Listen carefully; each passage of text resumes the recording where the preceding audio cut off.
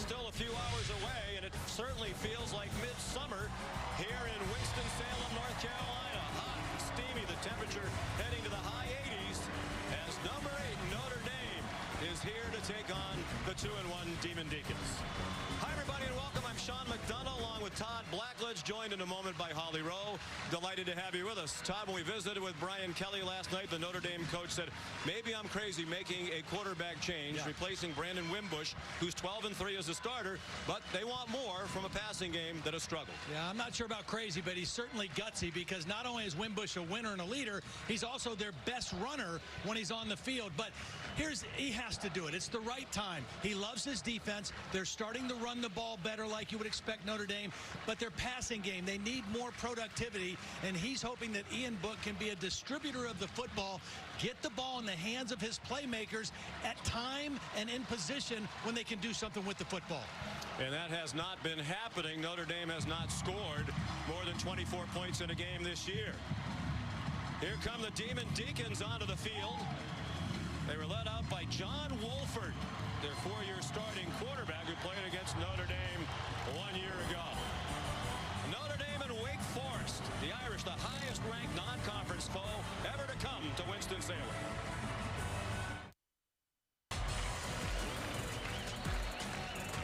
Back in Winston-Salem, North Carolina, the Fighting Irish of Notre Dame at 3-0 will receive the opening kickoff. They won the toss, elected to receive, and put the new starting quarterback Ian Book right out there. Darren Ford kicks off, and Michael Young, a couple yards deep, takes a knee. Here's Holly Rowe.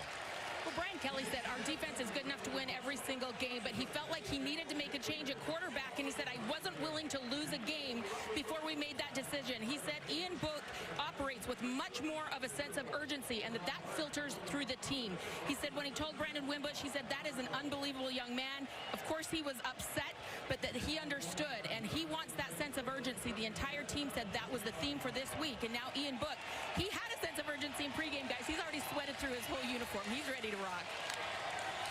Wimbush, the better runner, certainly, but Book, the more reliable passer, and plays just like that, Todd. The simple plays where guys don't have to make an acrobatic catch. Chip Long, the coordinator, called it the catch of the day, so they can take advantage of the run after the catch. It's a combination of timing and accuracy, and I went back and watched the North Carolina game last year where Ian Book started for an injured Wimbush, and that was the first thing I saw.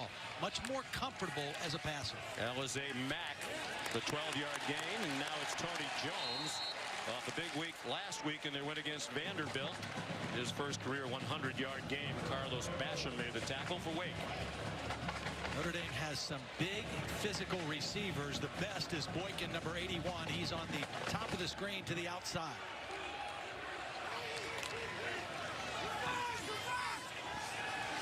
Some trickery, and they wanted to throw it deep. No one was open deep, so it's the check down to Tony Jones.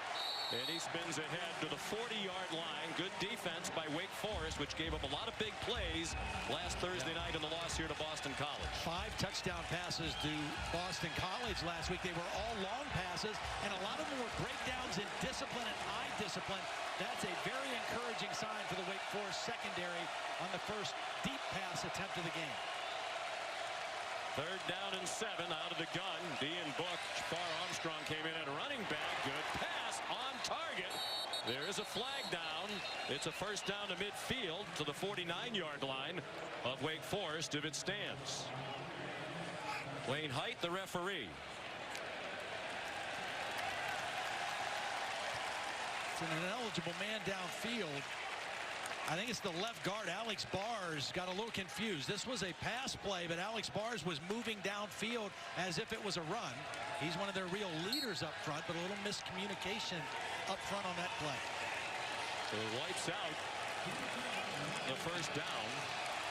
But Todd, already you see why they made the change at quarterback. Those are the passes that Book completes reliably. Wimbush not dependable from an accuracy standpoint. And Book can run too. Brian Kelly said he's a good athlete. He can hurt you with his feet. Nowhere to go. Out of bounds at the 36, and Notre Dame will punt. DJ Taylor chased him out after Basham flushed him from the pocket. The happiest guy in this stadium right now is Jay Salvell, the defensive coordinator for Wake Forest, because that was a very encouraging possession to stay disciplined on defense and force the quarterback to either dump it off or run the football on those third down plays. Tyler Newsome, off his historic day last week against Vanderbilt, had 3 punts of more than 60 yards, set the Notre Dame single game average 59.5. And that's one way to negate the threat by Dortch, who's already brought 2 punts back for touchdowns this year. Force a fair catch. 43-yard punt. Sam Hartman, the true freshman, will lead Wake Forest when we come back. You're watching the ACC on ESPN. Of course, Notre Dame plays in the ACC and many other sports. Part of their agreement with the ACC, they play 5 ACC football teams a year. They're non-conference games. This one of them. And here's Sam Hartman, the true freshman, 19 years old, from Charlotte, North Carolina, about an hour and a half from here. He'll lead a very up-tempo Wake Forest offense. They'll go about as fast as anybody in the country, trying to go deep on the first play of the game to Alex Bachman. Dave Clawson told me before the game, he looked around, he kind of said, man, it's hot. We are going to try to run as many plays as we can. Now, the key to that is you got to make some first downs, and that first down is most critical. Hartman swings it out wide to the near side. And an excellent rally to the ball. Greg Dortch dropped immediately by Jalen Elliott. And they are very good friends, both Elliott and Dortch, from Richmond, Virginia. They keep in regular contact, work out together in the summers. They'll see a lot of each other today. Hartman under duress throws it away in the general direction of Bachman. They want to go fast, and that is a very fast 3-and-out.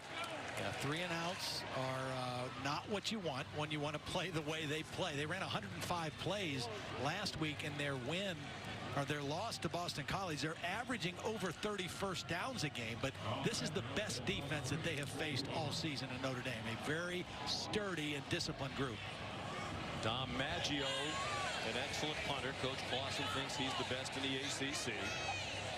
Excellent punters on each team here today. Chris Fink back for Notre Dame at his own 40. Almost missed that. Yeah, and a fair catch made at the 46. Coach Clawson revisiting his opinion. Top 20 matchup tonight between number 7 Stanford and number 20 Oregon in Eugene. The atmosphere already electric. The game day there this morning. Cardinal head coach David Shaw does expect the Heisman hopeful Bryce Love to be back. It's a huge Pac-12 North matchup. Don't miss it on ABC at 8 p.m. Eastern time tonight. One of the things Notre Dame likes to do, they like to throw a lot of quick screens, receiver screens, and use those big guys to block. Ian Book, the quick set, the quick pass, very accurate again. And a short gainer to the 49-yard line of Wake Forest, Chase Claypool. Notre Dame is kind of a tempo offense themselves. And try to not substitute, make it hard to line up. Chip Long, the play caller, 35-year-old offensive coordinator. A lot of running room around the corner. And Tony Jones chopped down at the 35-yard line by Cameron Glenn, 14-yard pickup. Yeah, nice job really just closing in that side of the field. Mack, the tight end, with a nice block on the edge, and that's going to be a challenge now for Wake Forest, as they've got to maintain leverage in the running game against Notre Dame.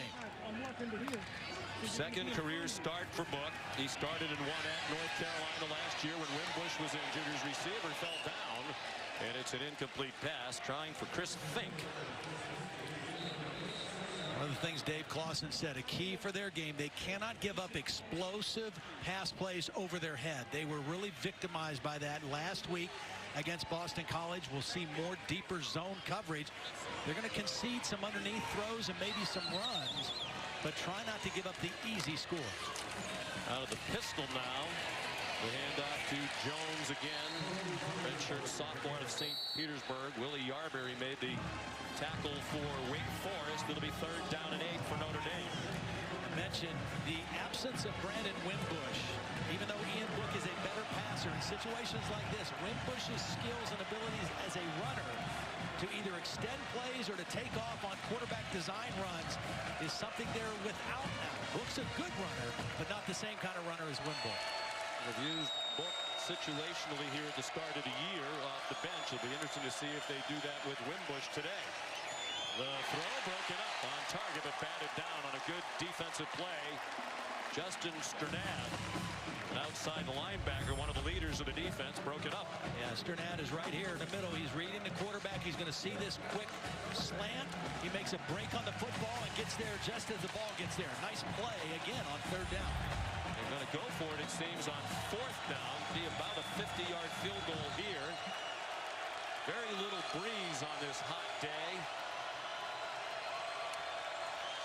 And they are going for it. Book with plenty of time. Has a man open. And it was on target a little bit behind Chris Fink, but there was some defensive traffic. Certainly thrown where he could have caught it, and Fink did not. Catchable, but it was behind him.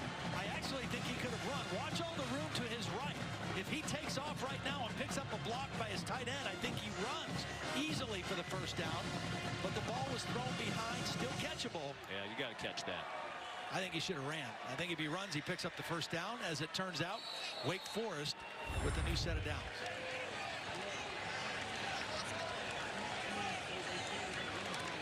Coach Kelly thinks it should have been caught as well. So here's Sam Hartman. He handed it off to Matt Colburn. They have two experienced running backs, Colburn and Cade Carney, who each went for 100+ against Boston College last Thursday night.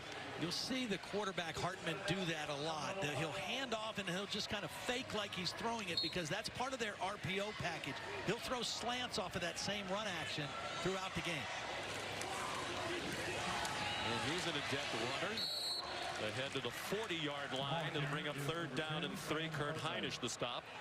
Pretty interesting story. He's an early enrollee, enrolled in January.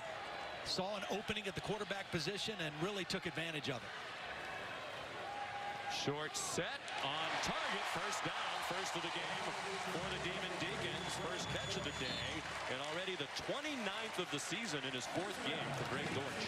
Very quick and explosive athlete. He's not very big, 170 pounds. And he told us yesterday he actually gained 10 pounds from last year. But he can be electric.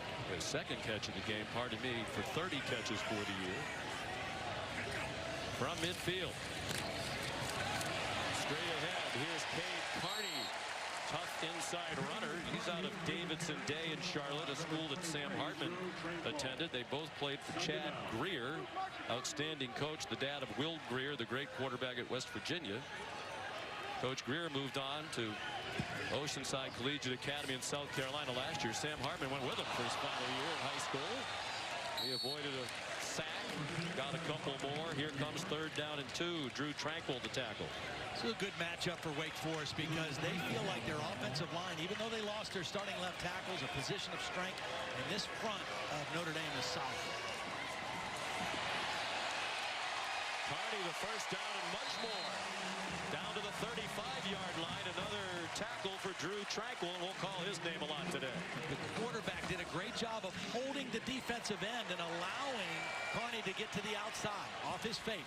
Here's the tempo at which they want to go. Here's pressure on Hartman, and he got it off and did very well to do so. Surrounded by Notre Dame rushers, he threw it away in the direction of Alex Bachman. Good pressure by Notre Dame. He did not get out of the tackle box, but there was a receiver in the area, so he threw it in the correct place. And as you say, did a great job, a courageous job of getting rid of the football. He's tough. They list him at 190, and that's probably generous, probably closer to 185. Cade Carney upended after he got across the line to make. Julian Love, the tackle. First down, Wake Forest, 24-yard line. Watch from the left of your screen, the wide receiver, Sage Surratt, number 14, is going to come in and get a block on the safety. That opens up the edge, and they pick up the first down. Carney again. Grew up just down the street in Advance, North Carolina, coming to Wake Forest games, dreaming of playing here. His dad owns a construction company that's done a lot of work on the campus. Carney's been a part of that in the summertime, driving some dump trucks to help build some sidewalks on the beautiful campus. He was leading the way for Hartman, who got swung back to the 25-yard line by Julian Okwara. Yeah, Okwara was coming on an inside stunt, and he just kind of ran right into the play. They weren't anticipating him being in that gap, but the stunt took him right to the quarterback for a nice play. He's from Charlotte, about an hour and a half away. Hartman, room up the middle, and now this will be interesting. They have a freshman field goal kicker. He's been solid, but they've all been from close range, and this is about the extent of where Dave Clawson said they might try one. They went for it on 4th down 7 times last week against Boston College. I think the thought here is, hey, we just put a pretty good drive together. The kicker's not on the field. They'd be surprised they're trying this. They do need a kicker. And they still have 18 on the play clock, but you saw Nick Skibo over practicing on the net. Time for one quick breath. 37-yard attempt. He's 6 out of 7. But his longest make has been 35 yards. And he hooked it off the upright. Well, there's no excuse for the kicker not to be ready in that situation. And Dave Clawson is over wondering what he was doing. You only get a handful of opportunities in a game. Only a couple chances to get a sweat and have to take a shower after the game. His first one, doinked it off the left upright.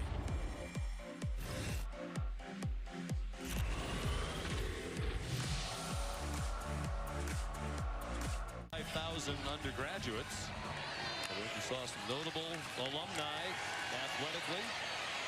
Wide variety of sports. After the missed field goal, here's Ian Book weaving his way across the 30 with a first down. Well, it's time for our unexpected outcome, brought to you by ExxonMobil. And there's the field goal team on the field. The holder, Dom Maggio, wondering where Nick Skiba is. It was an unexpected outcome, at least for the kicker. Yeah. 4th down. In that part of the field, you should expect to go onto the field. Well, demonstrates that he can run. Here's a fumble on a big hit. Wake Forest has recovered, and they'll set up shop as Ryan Smenda brought it back inside the 15-yard line. Nasir Greer with the big hit to knock the football out. Nasir Greer is going to get a lot more action tonight at strong safety. Big hit on the reverse. Pretty good looking play to start off for Notre Dame, but a huge turnover. Michael Young, a freshman. They're trying to take advantage of his speed. Sophomore from St. Rose, Louisiana. Wake Forest, one of the problems for them this year has been they've not been good in the turnover margin. They've had 7 turnovers in 3 games. They only had 13 all of last year. So to get one early by their defense, they got to capitalize. They missed their last opportunity to score. Now they're in scoring territory again. This is a Notre Dame team that has outscored their opponents 31-3 in the first quarter. So to get points on this team early in the first quarter is a huge momentum opportunity for Wake Forest. Michael Young, who fumbled, the injured player. And he's walking off under his own power. But Brian Kelly's team, as you said, has started quickly in all 3 games against Michigan, Ball State, and Vanderbilt, but then really hit the brakes. They have not trailed this season. They've taken the lead in every game, and they've never been tied once they've taken that lead after the first score of the game. Scotty Washington, their biggest receiver. He's been out for the first 3 games. Big target in the red zone. Hartman in trouble. Did well to get back across the line of scrimmage, but they don't want him taking hits like that. Not a big guy. He was relatively unscathed against Tulane and Towson in those wins, but BC knocked him around a bit, and this is a physical Notre Dame defense. Notre Dame's defense has not allowed big runs. They've only kept every opponent under 17 points, but they're threatened right now. Pump fake, and Hartman throws it too far in front of his intended receiver. Looking for Brandon Chapman, a tight end. And on the sideline, I am guessing that Nick Skiba is aware that there might be a field goal attempt coming up. Well, this would be a heck of a stand for the Notre Dame defense. Short field after the turnover by your offense. 2 plays and nothing. Hartman, plenty of time. Throwing to the corner of the end zone, and a diving attempt made by Biba coming onto the field in a timely fashion. He had Dortch. Dortch had a little bit of separation on that corner route and just overthrown by Hartman. And they'll have to settle for the three-point attempt. He missed a chippy, his first career kick against Tulane. Under 25 yards, made 6 in a row, all of them short before the miss a moment ago. This one's a 30-yarder. Almost dead center. And that one is good. So Notre Dame trails for the first time this season in the first road game of the year for the Fighting Irish. It is a participating university, so they'll have a contribution to the general scholarship fund of this terrific academic institution. 23rd year in a row, they're ranked in the top 30 among the best universities in the country in the new U.S. News rankings. Here's Darren Ford to kick off. Graduate transfer from Hope College, where Harrison Blackledge was a basketball player. Here's Holly Rowe. Well, Brandon Wimbush is 12-3 as a starter for Notre Dame, and Brian Kelly realized he was taking his best runner off the field today, but he did tell me before the game that he expected to play both quarterbacks. Wimbush is here on the sidelines with his headset on, very engaged with the play calling and what's going on the field. They just felt like they had too many talented people that they needed to get the ball in their hands, and that's why we're seeing Ian Book. But Wimbush still very active here on the sideline. Yeah, I would think if this is a close ball game, particularly in the red zone, Holly, that's where we might see Wimbush and his ability as a dual threat guy. Likely to be a close game. Notre Dame's played in 3 close ones. Avery Davis, another young player, redshirt freshman. They're trying to get more involved, just his 5th carry of the year, and Willie Yarbury stopped it. So far, we have seen a much better looking Wake Forest defense than a week ago against Boston College. They got kind of shredded by the Eagles here in this stadium. Very good Boston College team that's undefeated. Avery Davis again. He sang Bassey, the best cornerback on the Wake Forest team, made the play. So far, Notre Dame is 0 for 2 on third downs. Again, it's been good discipline by this Wake Forest secondary, forcing underneath throws or quarterback runs and not letting the ball get over the top of their heads. Jafar Armstrong, the running back, on the left hip of Ian Book. He's 4 for 7 passing in his first start of the year. He's on target for a first down. Alize Mack, he's another player they felt like if the passes were accurate, he'd be able to use his athleticism. He's a good-looking receiver, can get down the field vertically. And when I watched Book last year against North Carolina, that's what stood out. The short and intermediate throws, he's on time and he's accurate. He didn't have big numbers in that game at Chapel Hill, but it was a rainy day, and they did score 33 points. Alize Mack, another catch, a 9-yard gain. And Book got a lot of playing time in their bowl win, really rallied Notre Dame to beat LSU on a late, long touchdown pass to Miles Boykin. He's experienced and poised. Brian Kelly compared him to Trace McSorley, the Penn State quarterback. That's a compliment. Receiver open, and it's a first down Irish. 30-yard line. Alize Mack again. He got belted by Nasir Greer, was a little slow to get up. Watch the safety blitz. That voided that area in the middle of the field down the seam, and it was a good, quick read by Ian Book. Well, they hope Mack would be more involved with Book as the quarterback. He had 6 catches all year. He's had 4 already in the first quarter today. Here's Jafar Armstrong with great speed. Touchdown.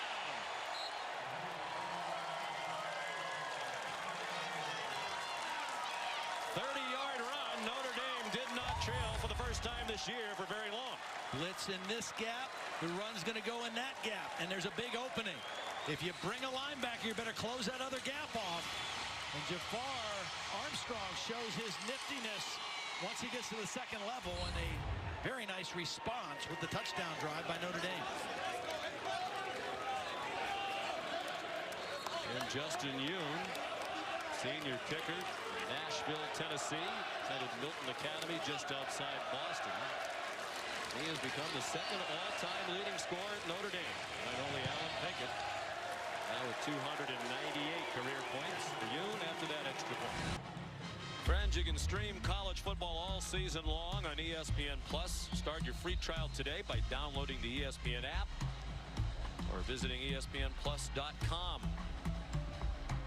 Jafar Armstrong, redshirt freshman, with his 4th touchdown of the season in the 4th game of his Irish career. Donovan Dorr will kick off. It's a good one. And Dortch about 4 yards deep. Won't try it. Here's Cassidy Hubbard back in the studio.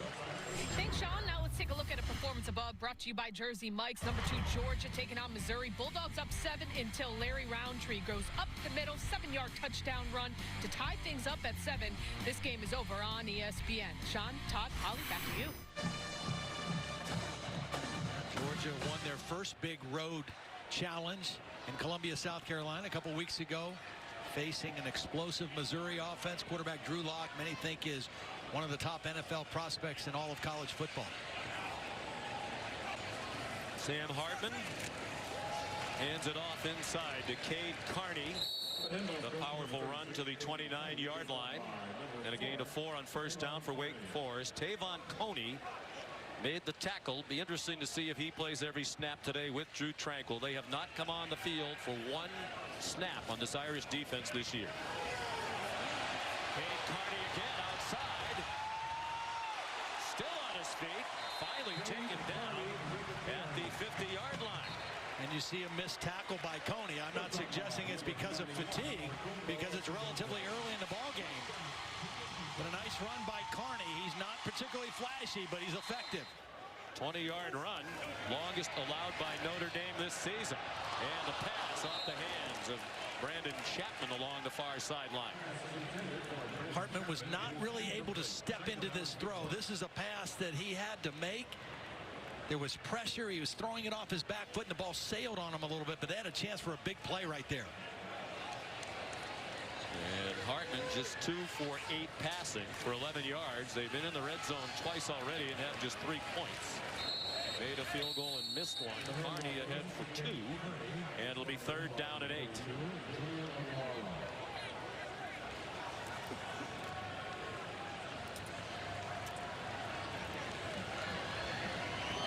Look for Dortch here. A blitz from Notre Dame. Hartman. It is Dortch, and it is a first down. Good catch. And Hartman, for a guy who's not that big, has plenty on it. Nick Coleman made the tackle. Notre Dame went to a man-free coverage. That means single coverage on Dortch. He gets separation, and Hartman puts the ball on him for the first down. Cade Carney remains the running back. Irish bring a blitz again. Carney picked it up, and they have the man in the flat. It's Chapman again. He had just 2 catches for the season entering today. They're targeting him today. Troy Pride the tackle. Another nice drive right now for Wake Forest, getting closer to that red zone where they've had some problems this year getting touchdowns. And an alert for Nick Skiba. You might be called upon, the field goal kicker. To the 31-yard line goes Hartman. Alohi Gilman, transfer from Navy, who's really shored up the safety position for Notre Dame in on that tackle. 3rd down and 2, probably 4-down territory. Late pitch and a good catch by Carney. They get the first down with a yard to spare. Tavon Coney to stop. Nice job by Brandon Chapman, the tight end. He didn't know if he was supposed to come in motion or shift, but he stopped. He was stationary when the ball was snapped, so that play counted. I think when you go this fast, there can be some confusion. Here's Dortch leading the country in all-purpose yardage. He's down to the 22. They're in field goal range now. Dalen Hayes the tackle. When you run this fast, you're hoping just to get the defense out of position a little bit. Maybe leave a gap uncovered in your run game. This is the 27th play of the quarter for Wake Forest. And if Dave Clawson has his way, it won't be the last. There's still time to get another one off. Cade Carney down at the 21-yard line. I think this is definitely 2-down territory for him. Hartman kept it. Got back to the line of scrimmage and took another big hit. Dalen Hayes and Jordan Genmark Heath, who's played very little on defense this year. Back just in time for Nick Skiba's attempt, and it is good from 39 yards out. It's amazing what happens when you're on the field when you're supposed to be, right? Yeah. A little time to get himself prepared. He's made 2 field goals. He's 2 for 3 here with just 4 seconds having gone by in the second quarter. Clausen is very happy to draw within 1, but ultimately they're going to need touchdowns to beat Notre Dame. I think their defense is not going to be able to stifle Notre Dame. They've got to score touchdowns, and that wasn't technically in the red zone, but that's been a problem for them this season so far. They've gotten down there, they've moved the ball, they've made first downs, but they've not scored a lot of touchdowns. And Brian Kelly said the same thing on the Notre Dame side. We have to score more touchdowns and kick fewer field goals. I misspoke earlier. They've just been in the red zone once today. Been on the edge of it 2 other times. Wake Forest. So here's Darren Ford. Out of Hope College, 1-year graduate transfer here. The Flying Dutchman. Yes. Your son was a basketball player. He's an All-American basketball player. Had a great career. It was a perfect fit for him. A lot of fun weekends up in Holland, Michigan. Michael Young. Whoa! Injured. They were looking at his left arm after he fumbled. Then a moment's hesitation. He got blasted again at the 20. Ian Book is off to a good start, much like Brian Kelly hoped. 7 for 10. The last drive that led to the touchdown. 4 for 4. A lot of quick throws. Get the ball out quickly, on time, with accuracy. Let your playmakers catch it where they can do something with it. I think so far in this ball game, Ian Book is giving Brian Kelly everything he wanted in the passing game. Short to intermediate routes, he's very accurate, and the ball comes out on time. 4 for 4 in their touchdown drive late in the first quarter. Play fake, and he swung it out wide. Here's Chris Fink, nifty runner with the ball in his hands. He got 9. Here's Holly. Well, Michael Young had just started coming alive for Notre Dame with 66 yards and 2 receptions, but he has suffered a left arm injury. They don't update injuries for Notre Dame, but I've observed them looking at his left wrist and thumb and putting some ice on that. He went to the locker room briefly. And back well enough to return the kickoff. Here's Jafar Armstrong. Almost to midfield. He's to the 49-yard line. A couple of big plays by Jafar. That's a 21-yard run. Beautiful job by the center, Sam Mustipher, leading the way on that play. Got a nice block on the middle linebacker. That hole opened up big. That offensive line lost 2 players off the team last year who were picked in the top 10 picks of the NFL draft. They were a power football team last season, still searching for an identity this year. Book to Fink for a quality game. This is a nice recognition by Book. See him look left. He sees the corner blitz, so he just runs away from it and makes the throw to the sideline. He knew there was pressure coming from his left, gave him time to the right, and made a nice throw. Book given time on target. Here's Fink again. Wiggles down to the 30-yard line. Again, Wake Forest defense in a bit of a dilemma because last week they were more aggressive, more blitzing, more man coverage, and they gave up big plays down the field. They're trying to play a little softer coverage with 2 safeties, keep everything in front, but Book's not getting greedy. Book has a man at the 25. And down just short of the first down goes Avery Davis in the arms of Amari Henderson. He's now 11 for 14 throwing the football, and he hasn't completed anything deep down the field. So he's being a smart quarterback and taking what this Wake Forest defense is giving him. 2nd and 1. Lots of running room for Davis. And a first down inside the 15-yard line, chopped down by Cameron Glenn. When this guy's on the field, Davis, he's a perimeter threat. You're going to see him running to the outside or them using him in their screen game. He's a different type of runner than Armstrong or Jones. Book dumps it off in the flat. Alize Mack gets 3 to the 9-yard line. Chuck Wade made the tackle. He was a wide receiver a year ago, and now as a senior playing safety. They had depth at receiver. They were depleted in the defensive backfield.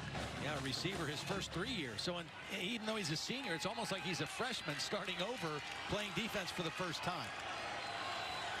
They've needed him. They've had injuries in the secondary. Without Kobe Davis for the year, would have been one of their best. Book after the fake, lobs it to the back of the end zone. Incomplete. Looking for Alize Mack, who was looking for a flag against Justin Sternard. Pretty well designed and conceived play, just slightly overthrown by Book. You can see maybe the happiest guy on the Notre Dame team for the quarterback change is the tight end Mack, because he has been targeted a lot here in the first half so far. There's 5 catches already, targeted 7 times. I mentioned earlier, it's 6 catches in the 3 games entering today. Boykin, guy they got to look for here. His size on the outside. Book looking in the other direction, and they don't get the first down. They got the completion, and it was Boykin who singled out Todd. And now Brian Kelly with the decision to make on 4th down and a yard at the 3. They're going for it. Notre Dame has run the ball pretty effectively. I think that's why Brian is confident. He knows what kind of defense he has. So even if they don't convert here, it's a long field for Wake Forest and Sam Hartman. Wake Forest taking a timeout. Maybe want to put some bigger personnel in on this 4th down play.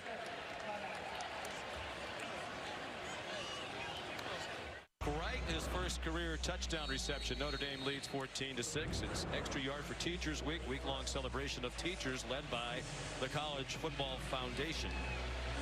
www.cfp-foundation.org gets you more information. Learn more about Extra Yard for Teachers Week. See how you can get involved. Jonathan Dorer, the kickoff. Here's Greg Dortch. Well covered by the Irish at the 18. Here's Holly Rowe. Well, guys, Jerry Tillery of Notre Dame might be the most interesting student in the world. Just this summer alone, he's traveled to Mexico City, Japan, Singapore. He did an internship after he got his economics degree at an Irish hedge fund, and that interest and intrigue has led him everywhere. He really credits his microeconomics teacher at Notre Dame, Kirk Doran, for sparking his interest freshman year. He turned out to become an economics major, and Kirk Doran, a wonderful professor there. He's got degrees from Princeton, Harvard, and he is sparking the interest of the most interesting student in the world. Well, we commend so many great professors, teachers at both of these universities. Tillery calls himself an ambassador to the human experience, and that might actually be an understatement if that's possible. Sam Hartman taken down by Jonathan Jones. This defensive front of which he anchors, he's the key up there. Very big, physical. They've got a lot of depth in their defensive line. Right now they have really done a pretty good job.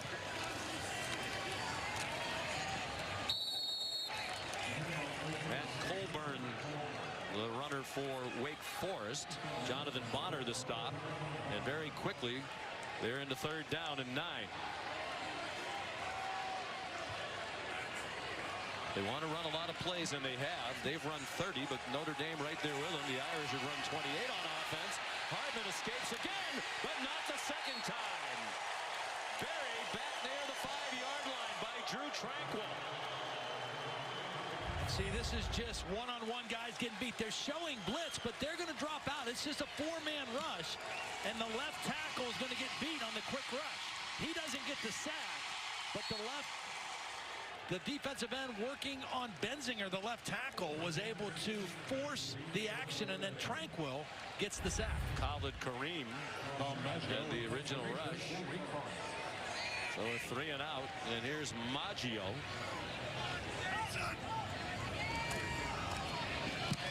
28th career start as the punter, and a good one. Chris Fake from his own 44. Chris Fake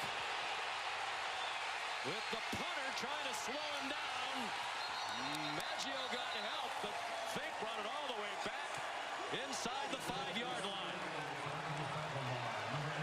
The direction was good on the punt, but the height, the hang time was bad, so there were no defenders down there when Fink got the ball. Very smart to go north and south, set up a couple blocks, and and turns it into a big-time return. We came into the game expecting to see Greg Dortch as the best punt returner on the field. Chris Fink with an outstanding return to put the Irish right back in business inside the Wake Forest 5-yard line. 52-yard punt return of a 46-yard punt. Good distance. It was good direction. It was poor hang time. And Fink made him pay for it. But to Notre Dame is a walk-on out of Dayton, Ohio. He's a key member of this team. Ian Book throws it away. I almost get the feeling like Wake Forest has to come up with a stand here defensively. Even though their offense is explosive and has been a pretty good scoring offense, they need to hold Notre Dame to a field goal attempt here. Jay Sauvel, the defensive coordinator, graduate of Mount Union, was a GA at Notre Dame for a couple of years. He has a graduate degree from Notre Dame. Worked for Lou Holtz and Bob Davie, and he can't stop Tony Jones. Jasir Taylor tried, but it was too late. Touchdown, Notre Dame.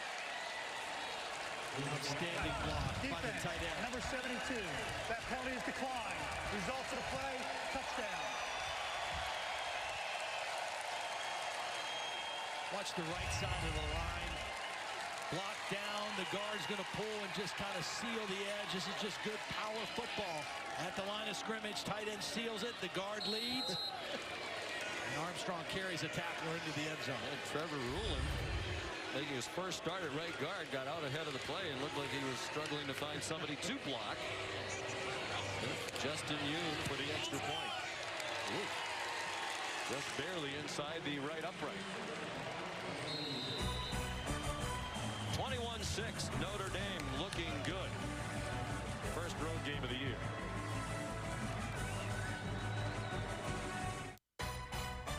College football presented by Walmart on ABC is brought to you by Nissan.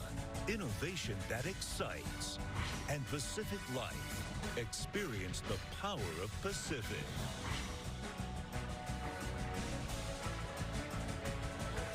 How about our operations team, Jim Birch and our great crew, getting a camera with the Fast Tracks parachute team as they delivered the ball here into BB&T Field in Winston-Salem. Nice day to parachute in. Very little breeze, about 3 miles per hour. And Ian Book, excellent in his second career start and first of this season for Notre Dame. Jonathan Dorer. And they'll bring it out on a knee. Here's Cassidy Hubbard. Thanks, Sean. DirecTV, more for your college football thing. 3-0 Boston taking on 0-3 Purdue. David Blau short past the freshman Rondale Moore, who does the most on this 70-yard run. Get to know Rondale Moore's name. The Boilermakers have a 13-7 lead over on ESPN2. Sean, Todd, Holly, back to you. Well, Kirk Herbstreit talked on game day this morning about Purdue, very dangerous, better than an 0-3 team for sure. Many people thought they'd take a big step forward this year. Got out of the gate slowly in a game against Northwestern that they really could have won. Here's Sam Hartman under duress, throwing it up for grabs and too long in the direction of Alex Bachman, who did not play against Boston College a week ago Thursday with a hamstring injury, but he is a deep threat. Had 116 yards receiving against Notre Dame last year on 8 catches. And as soon as he got back to the line of scrimmage, they're ready to go. Nifty run by Cade Carney and good blocking on the left side of the line. It's a Wake Forest first down out to the 48. Jalen Elliott the stop. Just a missed assignment inside, a loss of leverage or a loss of gap contained by Notre Dame's defense on 2nd and 10, and a big play for Wake Forest. 23-yard run. Longest allowed by Notre Dame this year. They came into this game not having allowed a 20-yard rush this season. Clark Lee, the defensive coordinator, his first year. He was on the Wake Forest staff with Dave Clawson in 2016. And they are very close friends. Clawson, a mentor to the Irish defensive coordinator. Hartman nowhere to go. That's about a 2-yard loss, and because it was close to the Notre Dame sideline, Brian Kelly said, we're going to change like a hockey team They had the new line ready to come on the short run to the ball. It's all defensive linemen. They call it a rally group. Try to get fresh legs in here on this third down passing situation. Very well done by Notre Dame and well coordinated by that coaching staff. Hartman just throws it up for grabs. Nowhere near Sage Surratt. And Hartman with flags down, 2 of them in the offensive backfield. He was slow to get up and he got roughed. Roughing the passer. Defense, number 55. 15-yard penalty. First down. Oh, man, he took a shot. He took a real shot from Bonner, number 55. Right up in the neck area, which it's a personal foul, but not so sure that one couldn't be looked at as a possible targeting foul as well. Led with his forearm right up into the head and neck area.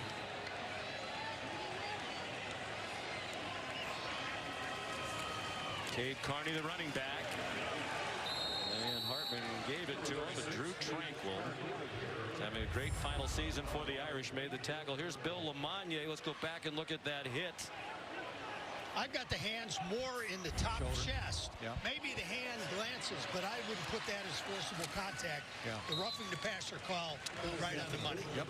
Greg Dortch, the catch and run to the 27. And this really is the borderline of Skiba's field goal range. But Dave Clausen likely thinking 4-down territory here, down by 15 now. Yeah, they've got to get this back to a 1-score.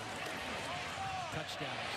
Carney stayed in to block, and it's Dortch the catch, swung out of bounds by Houston Griffith, but they convert with a 12-yard play on 3rd down. He's so quick that once he makes his break, he's going to get instant separation. If the ball's thrown on time, as it was, they get the completion for the 1st down. Just more than midway through the 2nd quarter, Wake Forest runs its 39th play, and it's an incomplete pass. Hartman in the direction of Alex Bachman. Last year, when these two teams played in South Bend, it was a senior veteran quarterback. But even though Notre Dame had control of the game, Wake Forest scored 37 points and gained 587 yards. And it forced Notre Dame to make a lot of changes in their defense.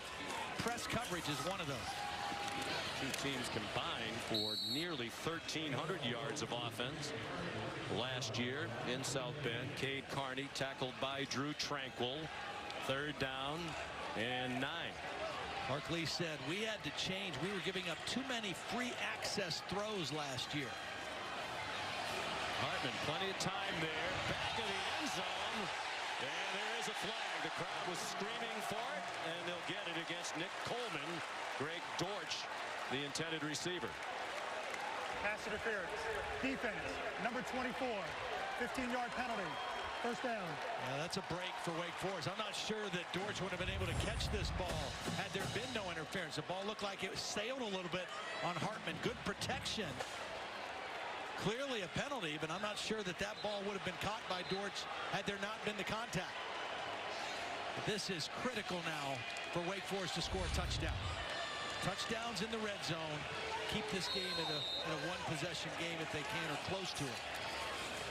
On 1st and goal, Matt Colburn into the end zone with the first touchdown of the day for the Demon Deacons.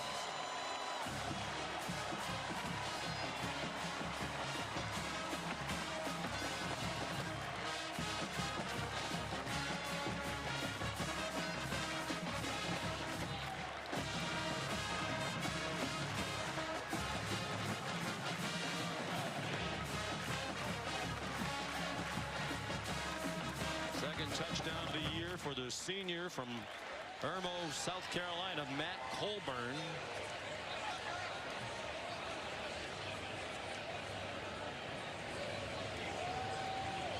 Colburn now needs just 25 more yards to get to 2,000 for his career.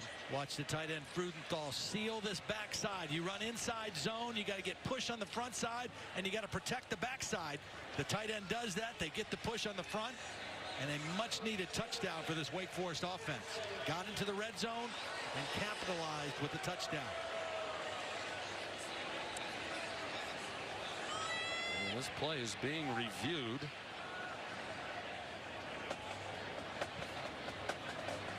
I have no idea.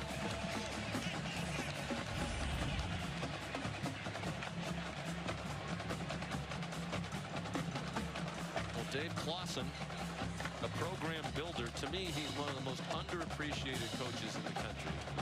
The ruling on the field is confirmed. Yeah. Touchdown. Not a surprise. Everywhere he's been, the program gets better. This is his 4th head coaching stop. Fordham, Richmond, Bowling Green. Now here, 8 wins a year ago. High expectations this year, in part because a lot of returning players, including a lot of that offensive line that did a good job there on the goal line. He said it is an ACC caliber offensive line.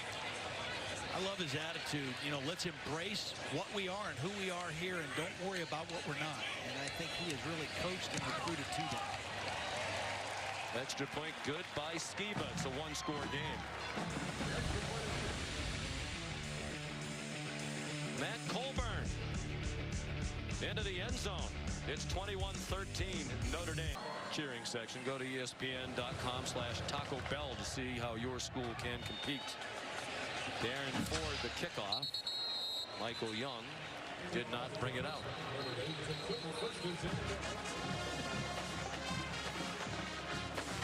Tonight on ABC, the biggest game of this college football Saturday. Top 20 matchup. Number 7 Stanford, number 20 Oregon in Eugene.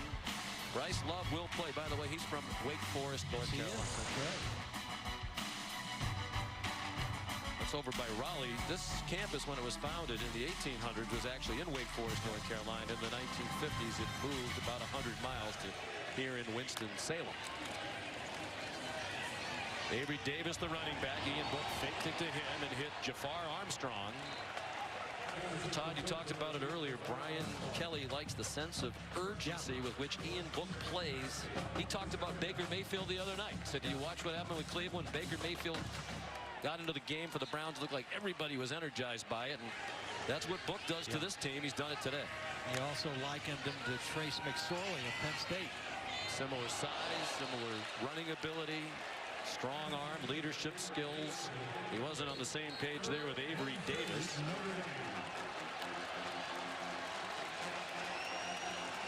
You're just tuning in. Brandon Wimbush, the starter last year, the starter in the first 3 games of this season. Crazy looking formation coming up here. On the sideline today as Ian Book has started. 3 receivers in a bunch to the right. They get it to Young. He splits the defense, showing his ability to run after the catch, and he may go all the way now. Michael Young all the way to the 2-yard line. Alize Mack, the tight end, got the key block. Watch the block by 86 on the outside. Both receivers get blocks. It's a short, quick throw on time with accuracy, and then your playmaker does the rest. 66 yards. They're on the doorstep again. And Book keeps it himself for the Irish touchdown. Wow. 3rd down and short. They get the big play. And then nice play action. We haven't seen Ian Book run a lot, but he's been effective when he has run. And he makes a good decision here for the Irish touchdown. Pretty easy touchdown it was. And again, the big play Young is another example. If you called that play with Wimbush at the quarterback position and you're the Notre Dame coaches, you're not sure that that throw is going to be accurate to allow for that run after the catch by a terrific athlete. It's not an easy throw either, because you may or may not get the laces. The key is get it out as quick as you can and hope that you get it accurately, which he did. 2 outstanding blocks, one by Armstrong, one by Mack, and Notre Dame out by 2 scores again.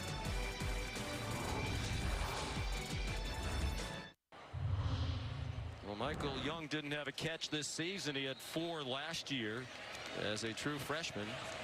Just had a 66-yard catch, the longest play from scrimmage of the year for Notre Dame, and they've scored 28 points after Ian Book's first rushing touchdown of his career. That's more than they scored in any of their 3 games prior to today. Touchback, here's Cassidy Hubbard.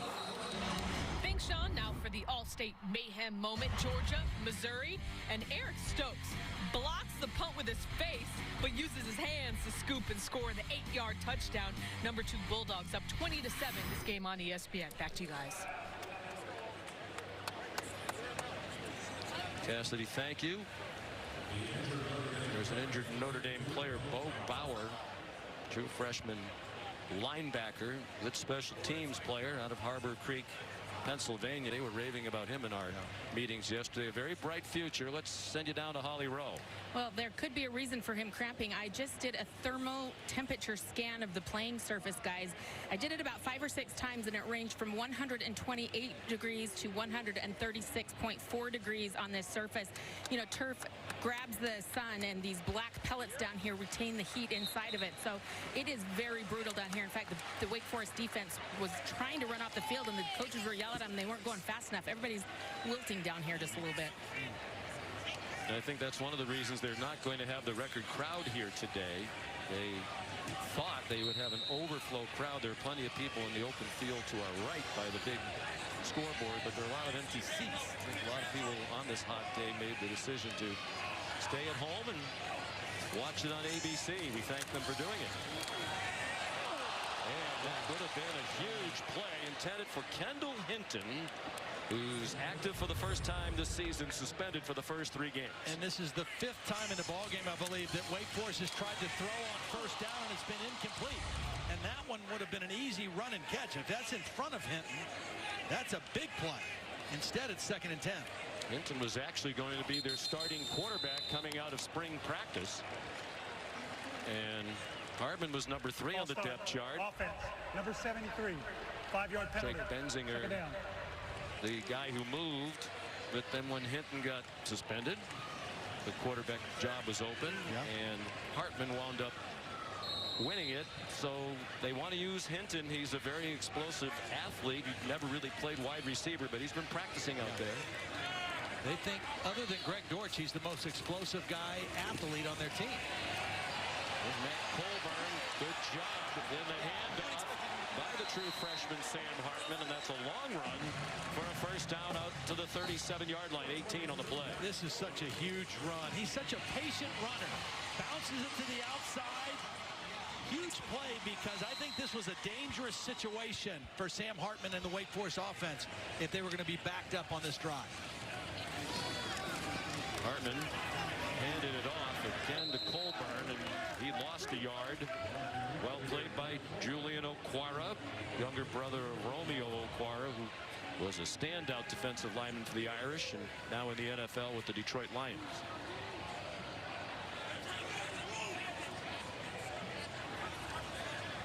Down to 4.5 minutes to go in the half. The 45th offensive play for Wake Forest. It's a Hartman pull down and run for a gain to the 39-yard line. He's been hit more in this first half than he has the entire season to this point. Sam Hartman, as we mentioned, true freshman, 6'1", 190, grimacing a little bit after that play. Those hits take their toll on you. In the pocket this time. The pass looked to be deflected. It is still caught. Kendall Hinton, his first career catch, and Julian Love right there to yank him down. Gain of 2.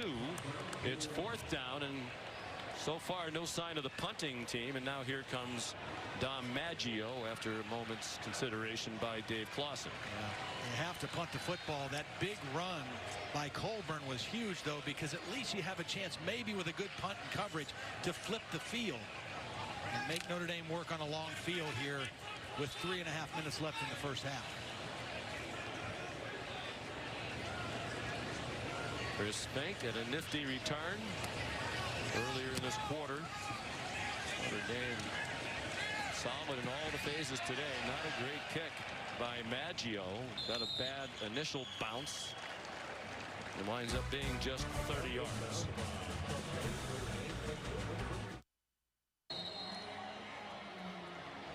Sean McDonough, Todd Blackledge, Holly Rowe on this hot and steamy afternoon in Winston-Salem, North Carolina. Notre Dame's first road game, and the Irish have a season-high 28 points. We haven't even reached halftime yet. Chase Claypool didn't catch the ball, and then East sang Bassey there to give him a wallop. Ian Book 16 for 23 now. That should have been another completion.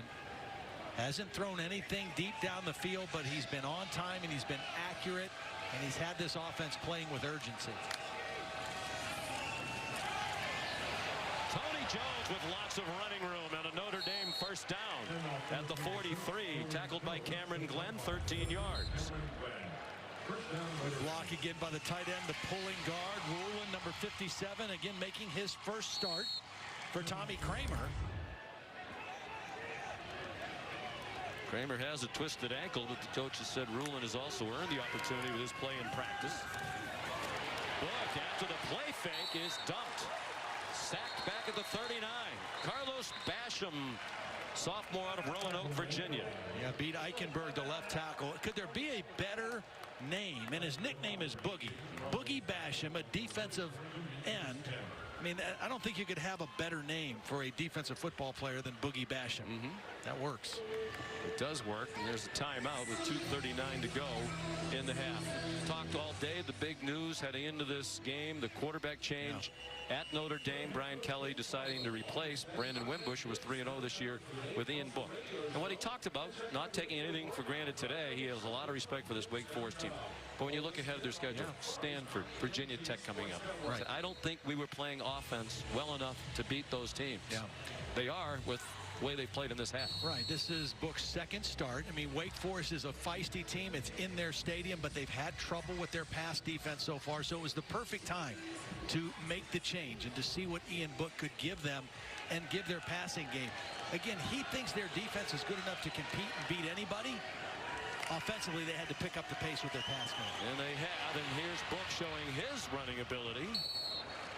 Out to the 47-yard line. He's a redshirt sophomore from El Dorado Hills, California, east of Sacramento by about 20 miles. I'm sure Brian Kelly feels at some point in the year we're going to still need Brandon Wimbush. The top three teams in college football right now are doing it with two quarterbacks in different ways. It's good to have two.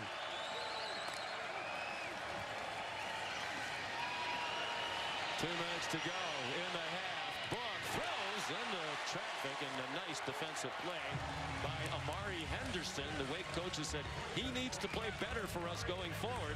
He's been better today. Here's the only mistake I've seen so far. Watch out here. Claypool is going to be his outlet receiver, and he's going to be wide open, or out on the top right here. Just give him the football, and you make your first down. You keep the drive alive. He didn't see him. He tried to go to the short side of the field, and the drive was killed. But he had his open man, and one of the few times we've seen him not make the right decision with the ball. Tyler Newsom, 4-year punter, team captain. Almost never came to the tryout camp at Notre Dame.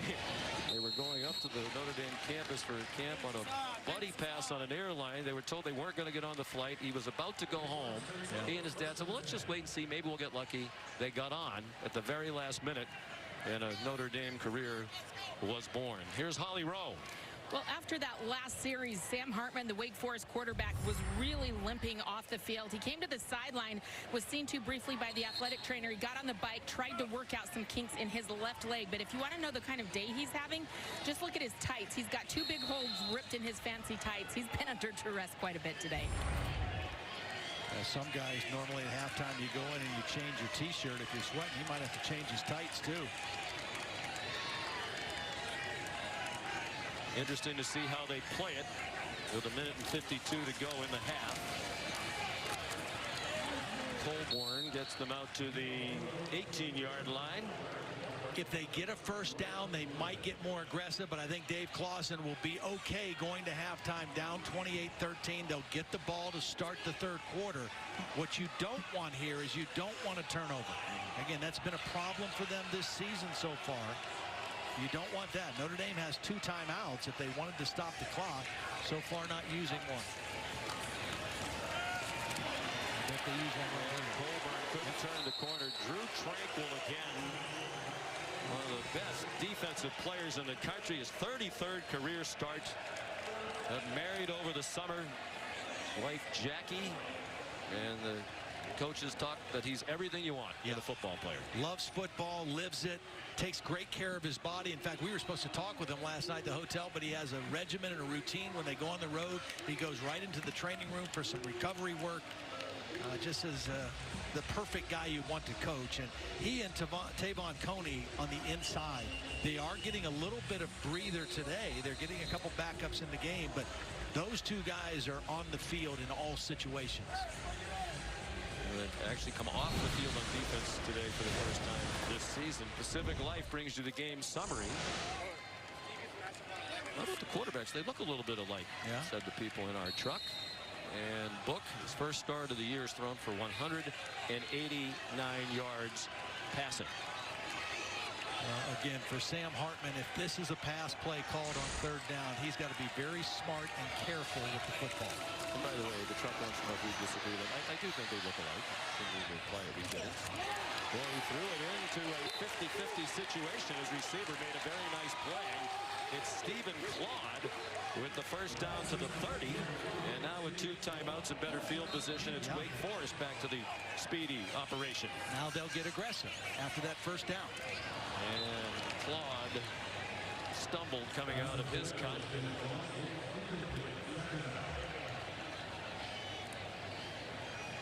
This wide receiver position for Wake Forest, they've had some injuries. They appear to be at full strength today for the first time. Still curious why they have not targeted Scotty Washington, their big receiver, at all in the ball game. He's a big physical matchup at the top of the screen. 6'5", 225-pounder, came on late in the year, had a big game against LSU. Doesn't have a catch this year, largely because of injury. Another ball in traffic, and another Wake Forest catch out to the 48-yard line.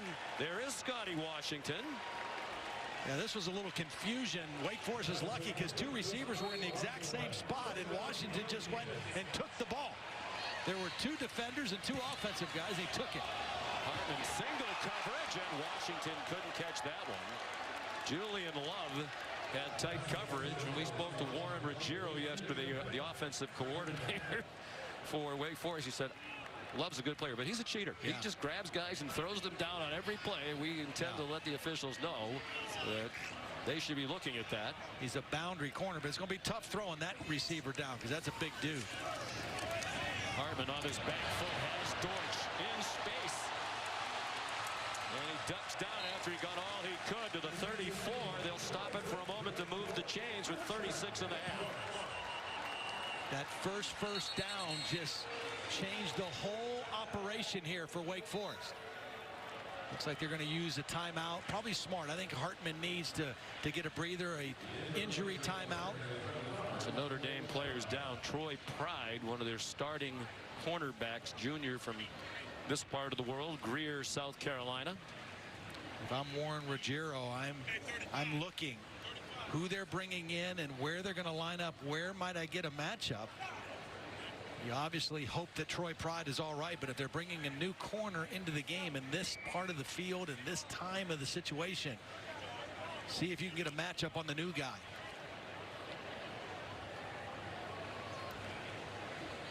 Tending to Troy Pride. We talked to Clark Lee, the defensive coordinator, yesterday. Said you try as much as you can to simulate the speed and the fatigue that you're going to suffer. They had 2 different scout teams running up to the ball as quickly as they could, but you can't simulate this, especially under these conditions with the temperature very hot on the field, as Holly said. Brian Kelly out to check on Pride. We've already seen Houston Griffith, number 3, who is a true freshman out of Chicago, who started in the game as the nickelback. Looks like Pride's going to be okay. He walks to the sideline. Going to bring another true freshman into the game in Tariq Bracy, highly recruited out of Milpitas, California. He started on the field and then did not come back on. So it's 1st and 10 and the clock runs. Wake Forest on the move. They might be better off if that ball was dropped by Scotty Washington, because he was in bounds and a lot of time would have come off. That was a hurried throw by Hartman. He didn't have to rush that throw. He could set his feet. That's one you want to hit the guy up high so he can get upfield and then step out of bounds, not fall to the ground to try to make the catch. Dante Vaughn, number 8, a backup defensive back on the field in the absence of Pride. From the 34-yard line. Hartman finally gave it to Colburn, but that took some time. They'll get up quickly over the ball, but they won't have to. Dave Clawson will use a timeout. Thought he might be able to pop a run in there on that play, but Notre Dame well defended on that one. Tomorrow on Sunday NFL Countdown, 10 a.m. Eastern Time on ESPN, the story of Patrick Mahomes' journey from White House, Texas, to taking the NFL by storm. 10 touchdowns in the first 2 games thrown by the second-year man out of Texas Tech. Randy Moss ranks this week's best catches from college football in You Got Mossed. And somewhere in the next few days, there'll be You Had One Job. And I have a feeling we'll see Nick Skiba, the Wake Forest kicker, who did not run out on the field when they lined up for their first attempt of the day. What Notre Dame has done is they put Julian Love, their normal boundary corner, as a field corner now in place of Pride. And the big Dante Vaughn, who's 6'3", 211, is now the boundary corner. They don't flip it very often. Usually consistent field and boundary. Pressure on Hartman. Now he is trying to get the first down. And he got very close. Alohi Gilman took him down. And the officials are going to stop the clock to take a look. Well, and here's the situation. If it is a first down, the clock will start till they reset. If it's not, the clock will start. And they're going to have to go right away because they don't have another timeout. And if it is 4th down, they can't spike the football. So they have to run a play on 4th down. That was an excellent tackle by Gilman in the open field. They are right on the edge of what Dave Clawson said would be a comfortable field goal try. I don't think he liked the spot. He was immediately protesting as the officials marked the ball. Yeah, so it's going to be 4th down. They can't spike the football. But you have time now. You're right over with the coaches. As soon as they move those chains, run to the ball, get lined up, and run your play.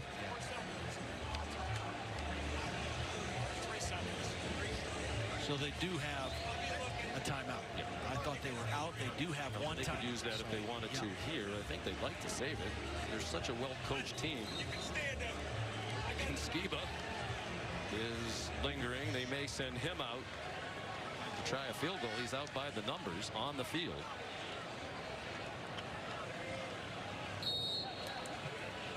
Yeah, they're going to let the clock run down and call timeout. Kick a field goal. Kick a field goal. Yeah. Are you surprised? A little bit.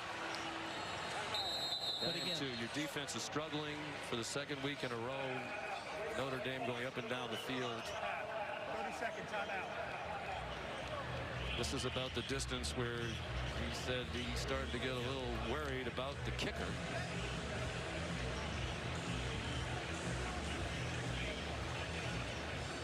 State Farm halftime report is just a couple of seconds away. This day of college football is underway, and one of the biggest stories of this Saturday, Ian Book taking the reins at quarterback for Notre Dame, and 189 passing yards in the first half, and he has also rushed for a touchdown. Dave Clawson has to be thinking, if we can get points and get to the locker room and receive the ball to start the 3rd quarter, we can try to take some momentum back onto the field. A little bit long range-wise for Skiba, but 3 points would be very helpful. The longest attempt of his brief career, 4th game of his career. Brian Kelly's going to give him a little more time to think about it. You know, the problem with going for it there is you're 4th down, so you got to run something where you can get the first down, and then by the time you line up, you maybe get one more play to try to score something else. So you're limited in what you can do without doing what they did here and try to set up this last field goal. I'm going to give Dave Clawson the benefit of the doubt. I just love his approach. A lot of times coaches have systems, and then no matter the abilities of the players on their team, they try to make the players fit the system. Yeah. wherever he goes, he looks at what he has. When they first got here, he said we weren't good on offense. We were pretty good on defense, so we played slowly on offense. Right. Tried to lean on our defense and special teams. But last year I realized our offense was ahead of the defense, so let's take advantage of that. Get them on the field a lot. Go much faster. That's coaching. Maximizing the strengths of your players. Skiba. No good. Flag down. Flag down. And they hit. Opportunity. Yeah, I think Love might have made contact. 5 yard. Running into the kicker. Defense. 5-yard penalty. Fourth down. Love was in the air and into the kicker.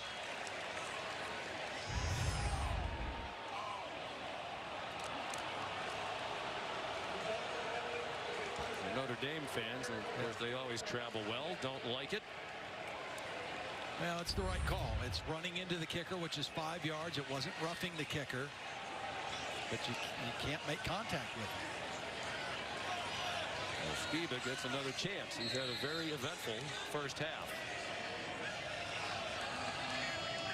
Hopefully for him, he has short-term memory loss. If he gets that last kick and starts over again here. That'll be a 38-yard try. No breeze at all. That kick is off the upright. 2 of them off the left upright.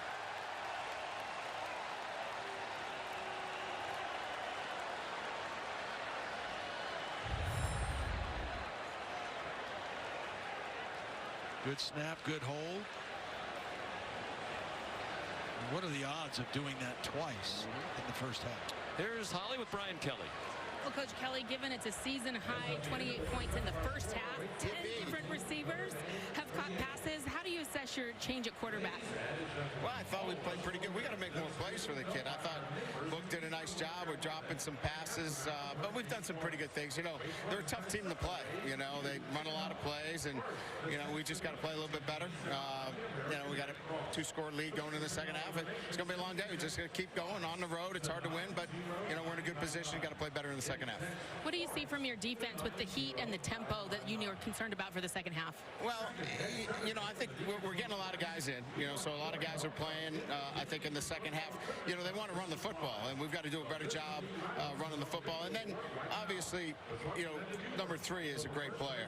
And when we get down here, you know, we can't give them free, easy shots at it. We got to double them, make them go to somebody else, and I think we'll make that adjustment at half. Thanks, Coach. All right, Holly. Wake Forest ran 56 plays in the half. But it's the Irish with the lead. Kevin, Mack, and Jonathan, the State Farm halftime report after these messages. And we welcome you back to ABC College Football, presented by Walmart, BB&T Field in Winston-Salem, North Carolina. Notre Dame on the road for the first time this season, trying to go to 4-0 and leading Wake Forest 28-13. The Demon Deacons will get the ball to begin the second half. Greg Dortch back for the kickoff from Jonathan Dorer. And it is returnable for Dortch from the 4.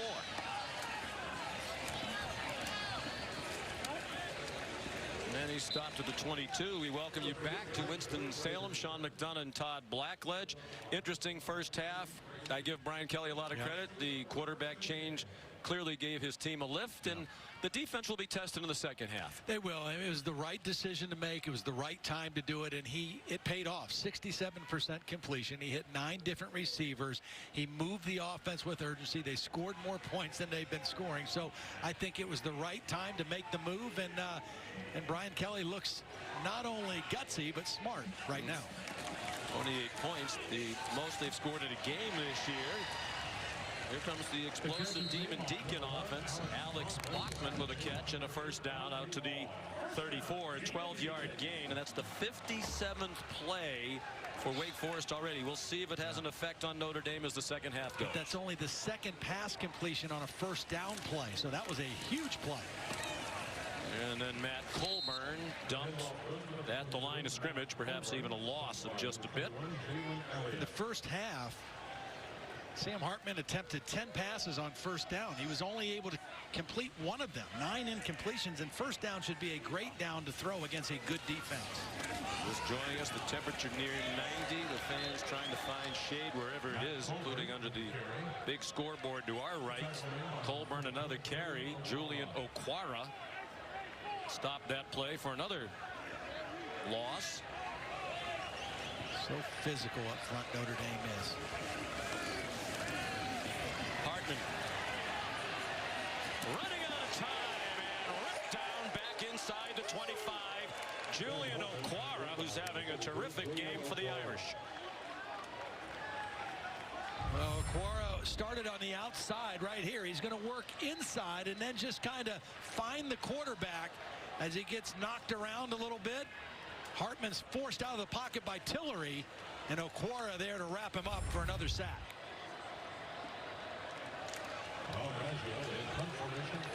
Tom Maggio to punt. Chris Fink back deep. Very important possession there for Wake Forest, trying to get a little momentum back, get some life in this crowd. And that was a bad possession. Excellent punt of 50 yards by Maggio. Well, Ian Book in the first half, we mentioned 67% completions. He showed the timing, the ball's out quick, and accuracy. Didn't really throw the football down the field. This was the longest he threw it down the field. Recognizes the blitz out of his hand.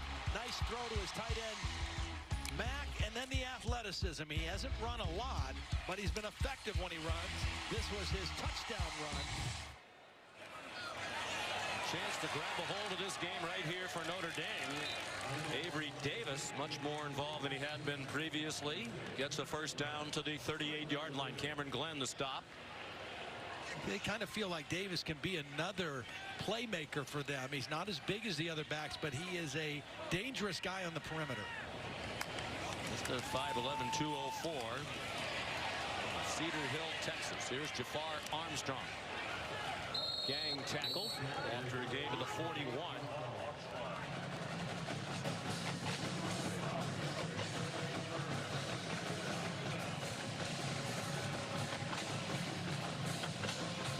Second down and 7. And Armstrong remains the running back to the left of Book with 3 wide receivers. Single coverage and a good open field tackle to prevent the first down. It was Amari Henderson who stopped Chase Claypool. That's been the position kind of weakness for this Wake Forest defense through the first 3 games. That corner opposite Bassey. Nice play that time by Henderson. And the Demon Deacons get a rare stop. Not this time. First down. Jafar Armstrong to midfield. Carlos Basham the tackle.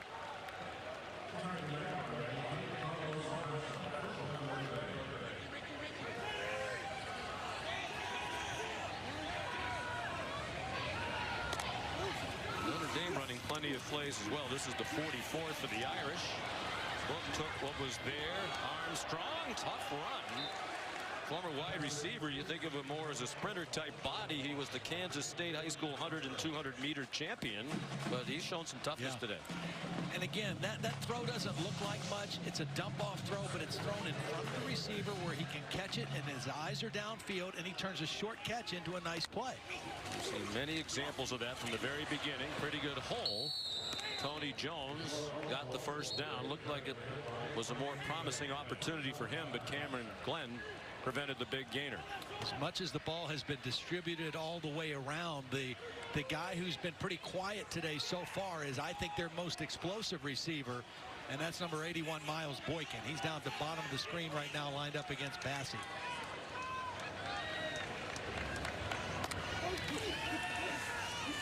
Well, plenty of time. Wide open receiver. It's Jones out of the backfield inside the 10. First and goal, Notre Dame. Wow, what a nice halftime adjustment this is.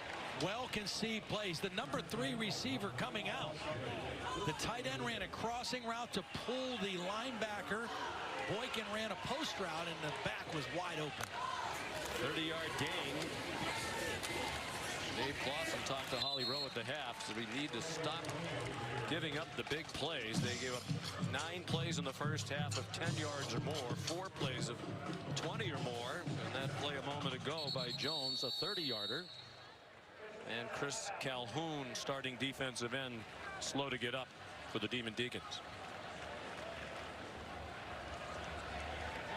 A really nice halftime adjustment that time by Brian Kelly and Chip Long, getting the third guy out for a big play.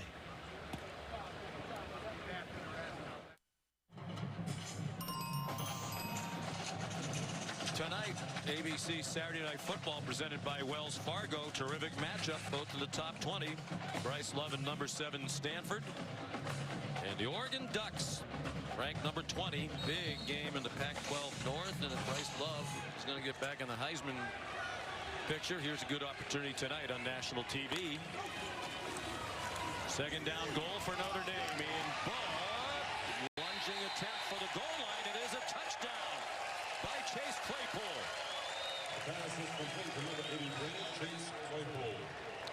Motion with the tight end creates kind of a bunch formation. Claypool's going to come from the outside here. You can't see him in the screen right away. He's going to come in, gets lost in the shuffle, and Ian Book, as he has done the entire game, finds the open guy. Progressive pylon cam. Nice look at it right down the goal line. Big receiver, kind of built like a tight end at 6'4", 227 pounds. Ian Boykin with 2 very big wideouts. Claypool's been a good special teams player. It's his first touchdown of the season. 3rd of his career for the junior from Abbotsford, British Columbia. 35-13, the Irish. College football presented by Walmart on ABC is brought to you by Mazda, Feel Alive, and Chick-fil-A Nuggets. Tonight is Nugget Night. Well, it was a slow start for Notre Dame. First road game of the season. We look at images from the progressive pylon cam. They didn't score on their first 3 drives, but the Irish with points on 5 of their last 6. More of the same from Ian Book to start the second half. He was 4 for 4 on that just completed touchdown drive. So here's Jonathan Dorner again. Returnable, and Wake Forest could really use one from the dynamic Dortch, who has been totally stymied by great coverage all day by Notre Dame. Asmar Bilal that time. Back in the studio, here's Cassidy Hubbard. Hey, Sean, it's time for the PlayStation View Multi-View with these 3 live games on our ESPN networks. Purdue in good position to get their first win up big on number 23 Boston College. That's on ESPN2 and on ESPN. Number 2 Georgia Bulldogs lead Missouri 27-14. Busy week. Let's send it back to you guys. All right, Cassidy. I don't think people were that surprised by the BC Purdue score. I think the margin is surprising, but the fact Purdue's leading perhaps a big surprise. Yeah, you just knew they were going to get it going in the right direction soon. Cade Carney on first down. Alohi Gilman the tackle. We talked to Brian Kelly yesterday. He loves his defense. Thinks it might be the best that he's had in his 9 seasons as head coach at Notre Dame. It's Gilman again to stop Sam Hartman just short of the first down. And that guy, Gilman, has been a huge addition. He felt that position on his defense last year was a bit of a weakness, a problem area. And Gilman really has stepped in and been a dynamic playmaker. They did not have an interception from a safety last year. First time that had happened at Notre Dame since 1964.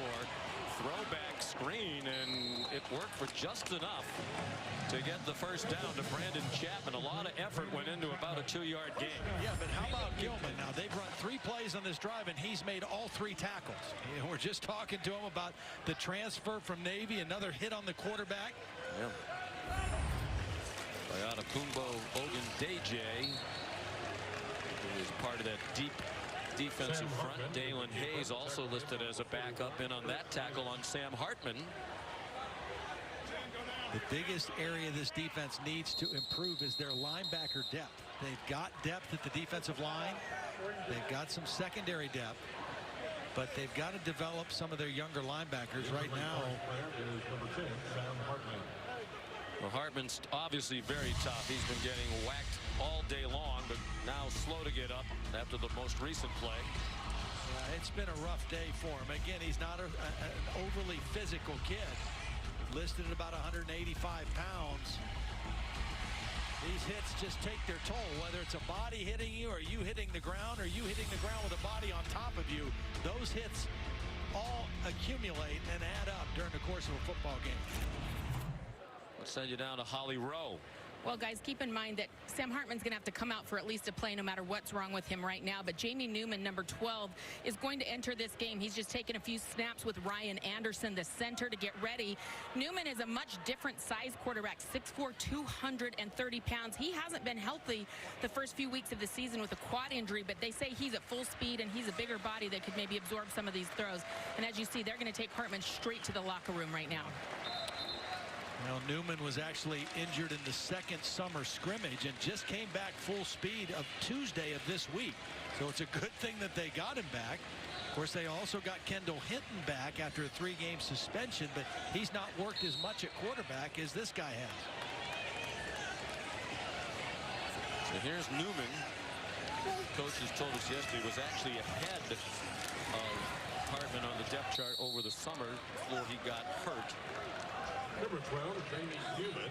It was a situation where Sam Hartman just took advantage. I mean, Hinton was suspended. This guy got hurt. He's a freshman, and he just stepped into the gap and didn't give up the job. Newman a little too high along the near sideline. Here's Holly. Well, Sam Hartman was taken to the locker room. The athletic trainer came over to the sideline and told us that he is cramping. They're going to take him to the locker room, get him some more liquids and fluids, and get him back out here. You know, it's weird that you say that, Holly, because that last shot we showed of him taking hits, his hand, it looked like his fingers were cramping when he was getting up off of the ground. That's just an unusual thing to see. Don Maggio, good punt this time.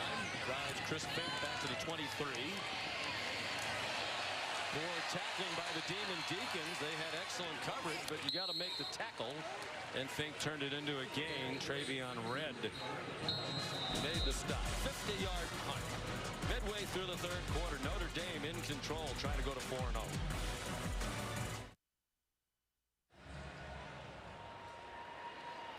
We're back in Winston-Salem, North Carolina. Time for today's Aflac Trivia question.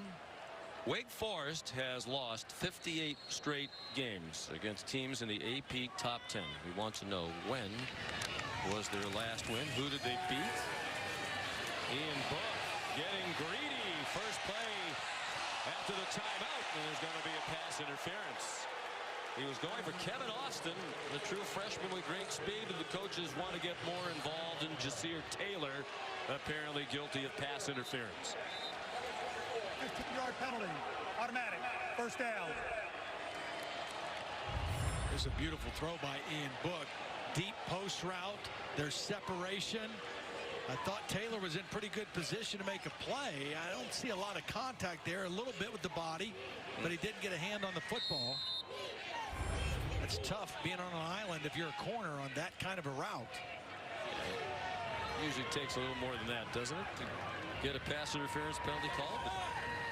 However, they move it out to the 44. Another first down. Jafar Armstrong. Tough run. Well, the Notre Dame running game, the first 2 games against Michigan and Ball State, it wasn't much. They ran for an average of 125 yards a game in those 2 games. They busted out last week against Vanderbilt with 245 yards. Sitting about 145 in this ball game right now, but the balance that they've had in their offense is the best that I've seen it this year. Book. Across the line of scrimmage, has a first down and goes out of bounds at the 41-yard line, chased across the sideline by Ryan Spenda.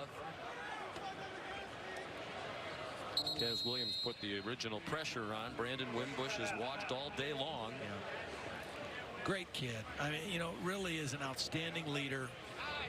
Very articulate guy. Has played some really good football for Notre Dame. But Brian Kelly making the decision that he needed to make at this point. It was the right time, the right setting, the right opponent to try Ian Book, knowing what's coming on his schedule, because this Notre Dame coaching staff, they're thinking about college football playoff possibilities. Ryan Smenda walking off the field. Freshman, true freshman out of Orange Park, Florida.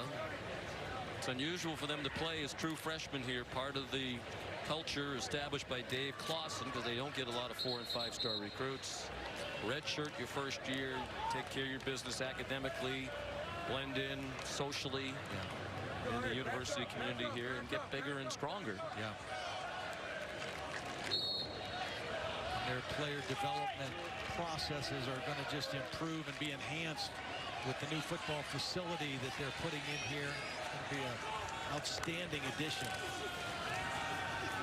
It is impressive what they're doing here with a lot of their athletic facilities. Hooks pass incomplete. Boston along the sideline with Luke Masterson in coverage. Well, they don't have a great football history here. We mentioned 58 straight losses against the AP top 10. I think you know the answer to the Aflac trivia question. It's their only win, by the way, in the history of the AP poll, which dates back to 1934 against a top 10 team. I think they beat Tennessee. They beat Tennessee. P-Head, wasn't he the coach? P-Head Walker. I heard some stories about P-Head Walker this week. That's the only reason I knew that. Even before it was the Aflac, part of the Aflac question. There's an official's timeout, and that looks like injury to the umpire. Once they tend to him. Let's give you the answer to the Aflac trivia question. They've lost 58 straight games. Wake Forest against AP top 10 teams. That was their last win, and it was their only win against number 4 Tennessee in 1946. There your guy. That's your guy right there. That's P-Head. Looks like a normal size head. I don't understand, you know, how he got the nickname. Yeah, it might have. I don't know. There might be more history to it. Is it possible that was his given name? You're pretty sure that's a nickname? I hope it was a nickname.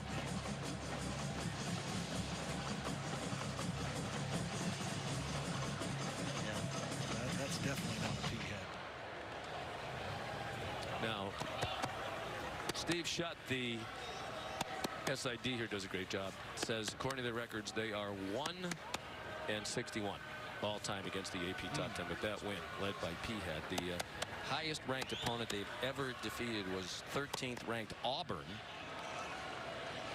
And that was in 1979 here. And John Makovic was the coach. They had some great wins that year. They beat Georgia in Athens, was ranked number 12. They won at North Carolina, number 14.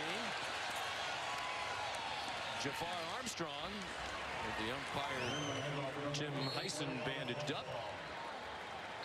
Tackled by Chuck Wade. It's been a big day for Jafar. Just road graders on that right side of the offensive line. Some fatigue showing on this Wake Forest defense. Now Brook running and has a long way to go before he encounters a Demon Deacon. First and goal at the 3-yard line. Esang Bassey to tackle.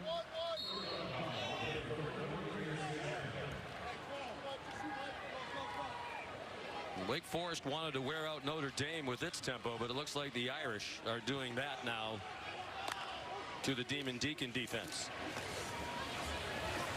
Armstrong stopped just shy of the goal line. He's looking for a 100-yard game, which would be the first of his career. He's at 97, and he's averaging 14 yards per carry.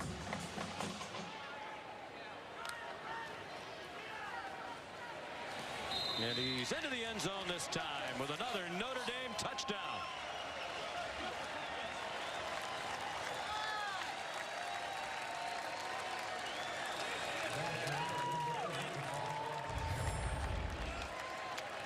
You know, again, just inside zone run, lowers the head, lowers the pad level, and just plows forward. Just needs to get the ball across the plane. There it is right there.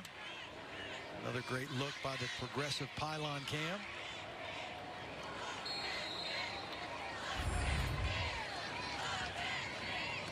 Coming into the ball game, I did not think Notre Dame had looked like an 8th-ranked team in the country through their first 3 games. The change at quarterback, the change offensively, they're looking more and more like that's where they belong.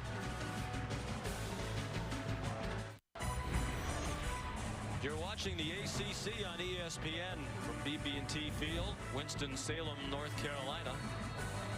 Cloud cover appreciated by the fans here, including the Notre Dame women's soccer team. They're in town. They'll take on Wake Forest tomorrow.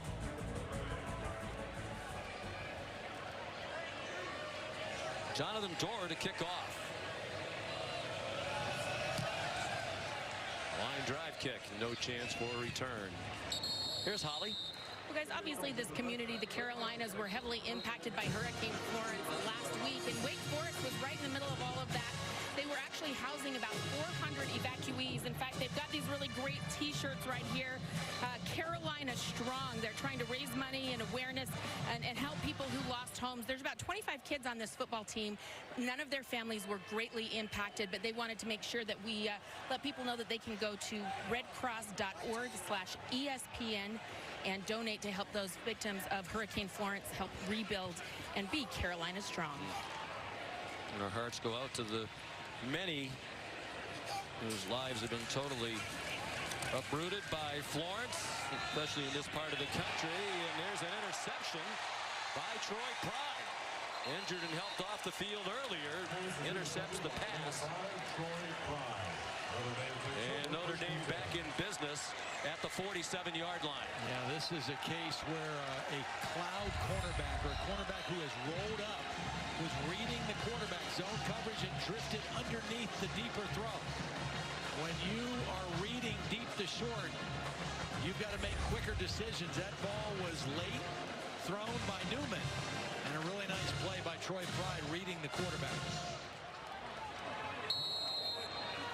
His 3rd career interception, his 2nd of this season.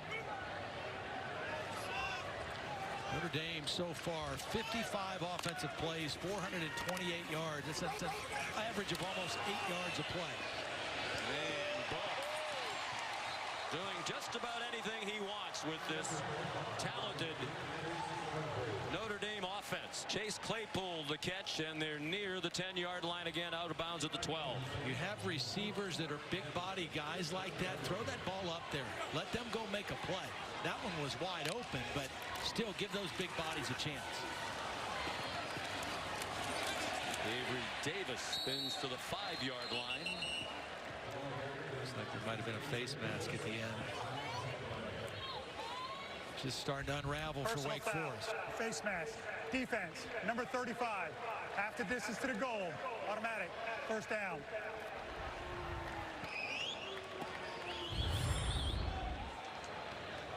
There it is right there. You can see it clearly. That's Cameron Glenn, number 2, maybe, that had a hold of it. Well, they announced 35, Nate Mays. So first and goal for Notre Dame, just outside the 2 with 4.5 to go in the 3rd quarter. Siren relief breathed by Irish fans concerned about the offense to start the year. Not now. Ian Book back in the end zone. 2nd touchdown run for Brooks. Similar kind of play action, just a kind of a read option. Mom and Dad enjoying the action. Rick and Kim. You might say they've turned the page to Ian Book. It's a new chapter, and it's being well reviewed. All that and above, yeah, yes. All that. You might not say that, too. And if you did say it, you might have regretted it. Well, he has certainly breathed a spark of life into their passing game and their overall offense. Justin Yoon adds the extra point. Now more than twice as many points as they had scored in any of the previous 3. As impressive to me as his accuracy and quick release on the throw has been his decision making in both the running and passing game. He has made very few mistakes mentally in the ball game, reading the Wake Forest defense, recognizing and making good decisions throughout the day. Nice little congratulations from Brandon Wimbush, whose place he took. mentioned Notre Dame travels well. The stadium largely empty now.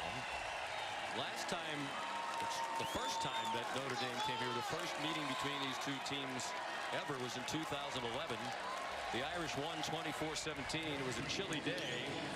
There are 36,307 fans. The stadium record about 5,000 over capacity. This is the smallest Power 5 stadium in the country. They thought they might beat that crowd today, but I think the heat chased a lot of people away.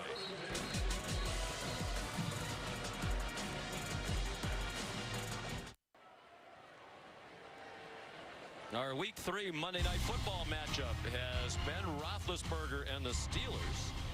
They're in Tampa Bay to take on Mike Evans. How about Fitzmagic and the 2-0 Buccaneers? Who would have thought the Steelers heading into that game would be looking for their first win, and the Bucs trying to avoid their first loss? A lot of people thought Tampa Bay might be the worst team in the league this year. But Fitzpatrick, league-high passing yardage total. That's at 8:15 Eastern on ESPN. The Steelers team with a lot of issues, a lot of stuff. Yeah, and this guy is hot. I mean, he is living large right now. And when Jameis Winston comes back, you can't ponder putting him in right now, can you? I think you can. Good catch along the far sideline by Scotty Washington near a first down. Holly? Well, a developing story if you're a Notre Dame fan. Great concern right now. Drew Tranquill, their all-everything linebacker, has been taken off the field. He's in the injury tent being seen to by athletic trainers right now. Jordan Genmark Heath is in his place. I'll keep you updated. All right, Holly. Third down and 1. Jamie Newman still the quarterback. That is a little different body type at the quarterback. We've seen Hartman run the football and get rocked by this Notre Dame defense. That time, Jamie Newman delivered the blow. And that's Tranquill back out of the tent on the sideline, which is good to see for Notre Dame.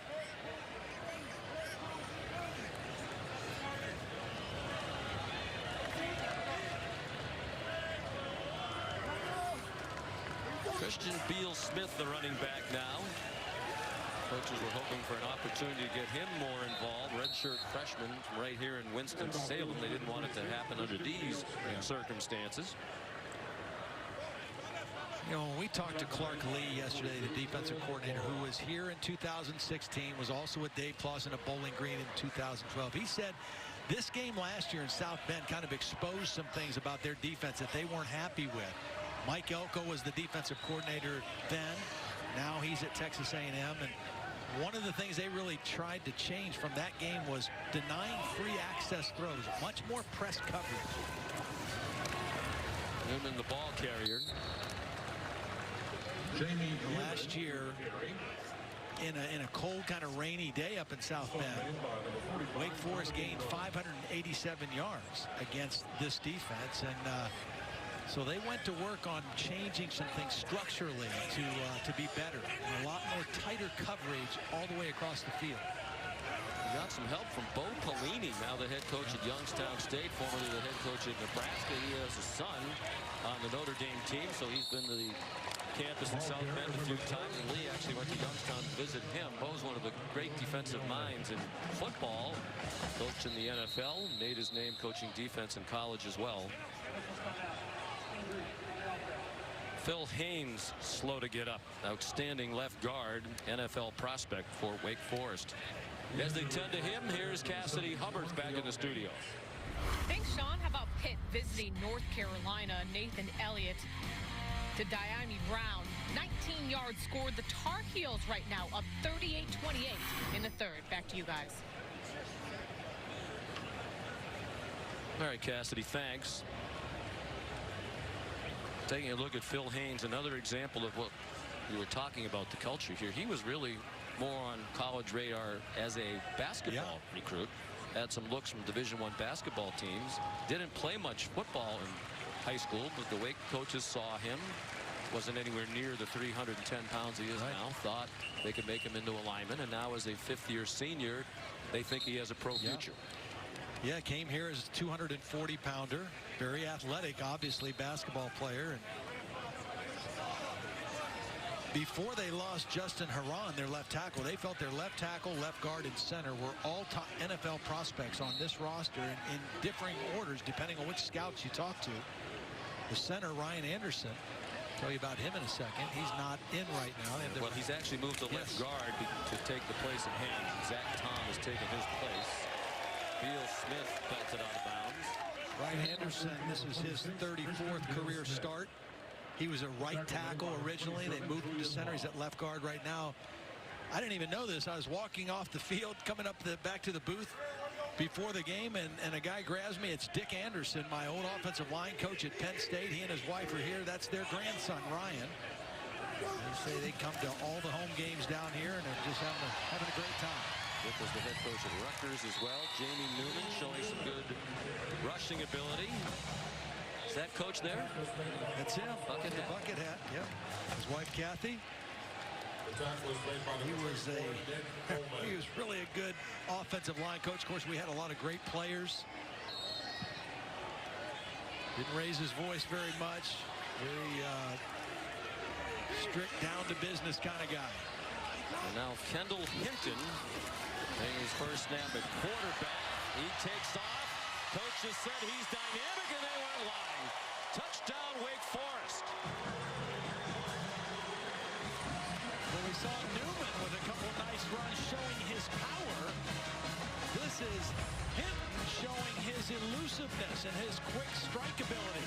Little counter, follows right in there behind the back. Beal Smith. And you can just see that shiftiness and the ability to make people miss in the open field. Nice to see that young man back in action for this Wake Forest offense. Suspended for violation of team rules the first 3 games of the season. Talked to Dave Clausen. The extra point is up and good by Ski, but we talked to Coach Clausen yesterday about Hinton, the future. If something happens to Sam Hartman or doesn't play well, might it be Hinton? And I liked what he said. He said the culture here is important. Yeah. You kind of earn the right to be the starting quarterback. And in some ways, with the off-the-field issue, we don't know what it was. Hinton just lost that opportunity. So right now they're expecting him to find other ways to help the team. He just did. And I think they can find other ways because of his, playmaking ability, whether it's at wide receiver in the return game or an occasional shot in the shotgun like a Wildcat quarterback like we just saw right there. But this is a team, I think, that has some weapons. They're pretty neutralized today between the physicality of this Notre Dame defensive front and their ability to just kind of make life difficult for Sam Hartman.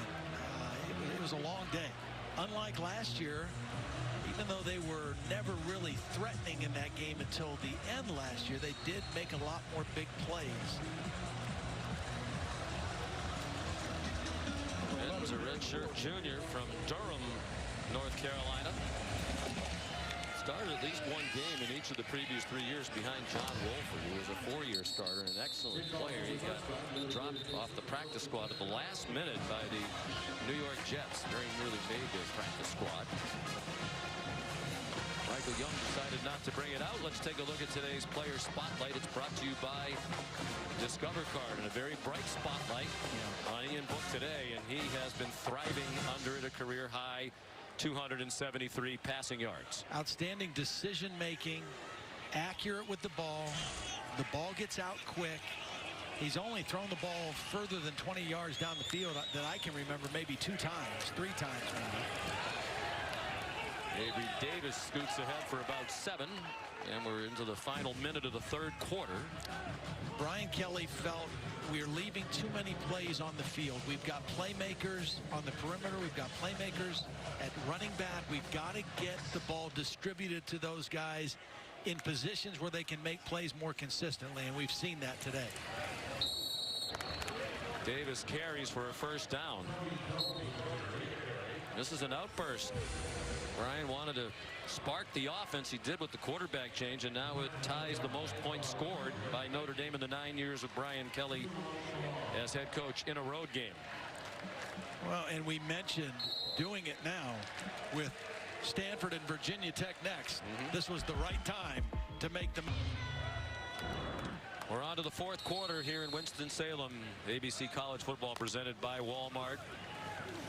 Notre Dame trailed very early. They have dominated since. They fell behind 3-0 the first quarter. First time they trailed all year, but that lasted a little over 2 minutes. Ian Book has been tremendous in his first start of the season. Your Notre Dame offensive coordinator, Chip Long, playing Wake Forest has been good to you the last 2 years.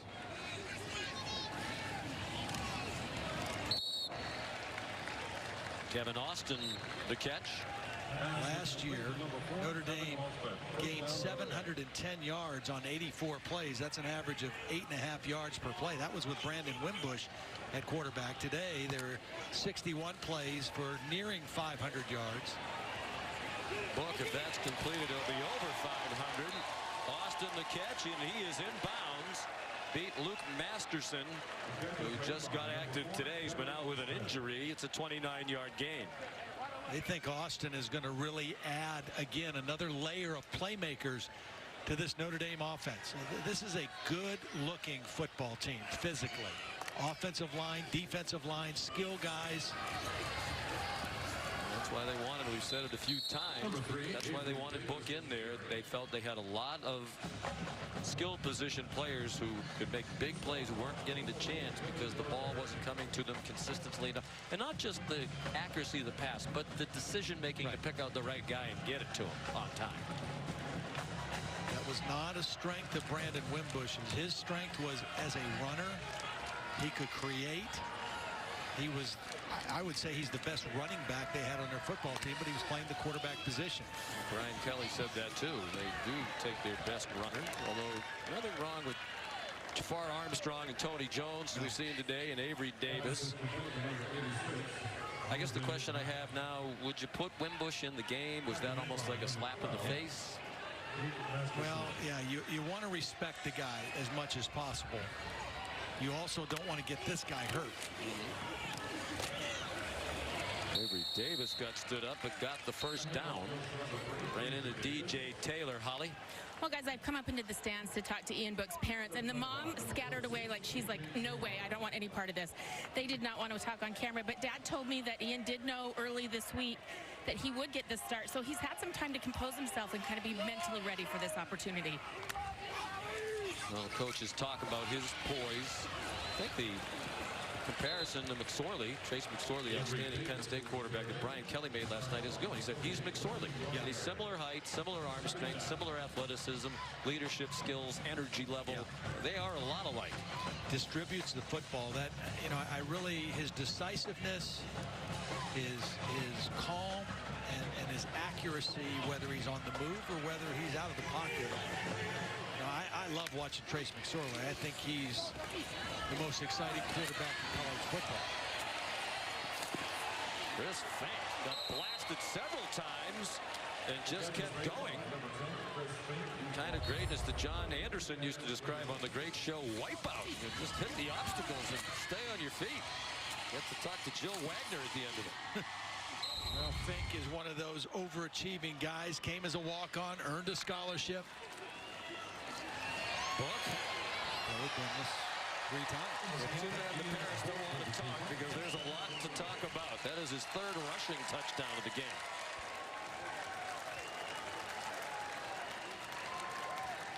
It won't always be this easy for Ian Book if he remains the quarterback at Notre Dame, but what a great way for him to start and to kind of get his feet wet and trying to move this football team forward. Good first check. Yes. Great first check. Requires no editing. Here's Justin Yoon. Well, you know, it's 55-20. Didn't expect to throw Wipeout in there, but you do what you can. Yoon, another extra point. He's getting closer to being Notre Dame's all-time leading scorer. What a day for Ian Book.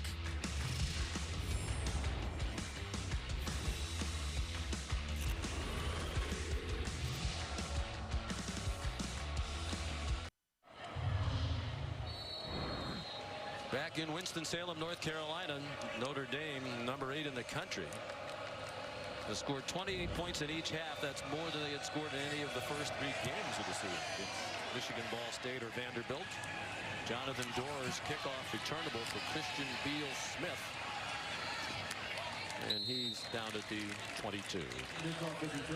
Let's take a look at our Pacific Life game summary.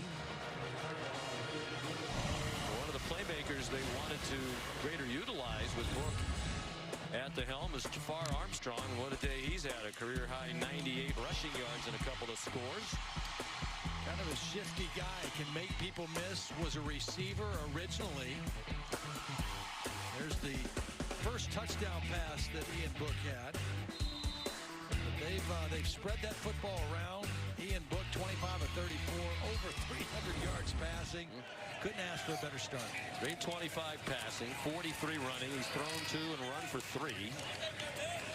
So if Notre Dame fans were fretting that maybe they lose the quarterback run threat down by the goal line, I think they can stop worrying about that.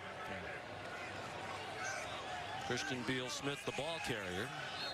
He's a good enough runner that they still have a quarterback run threat in the red zone, but he has the ability to kind of read and go through progressions in their passing game down in that part of the field that maybe the other guy did not.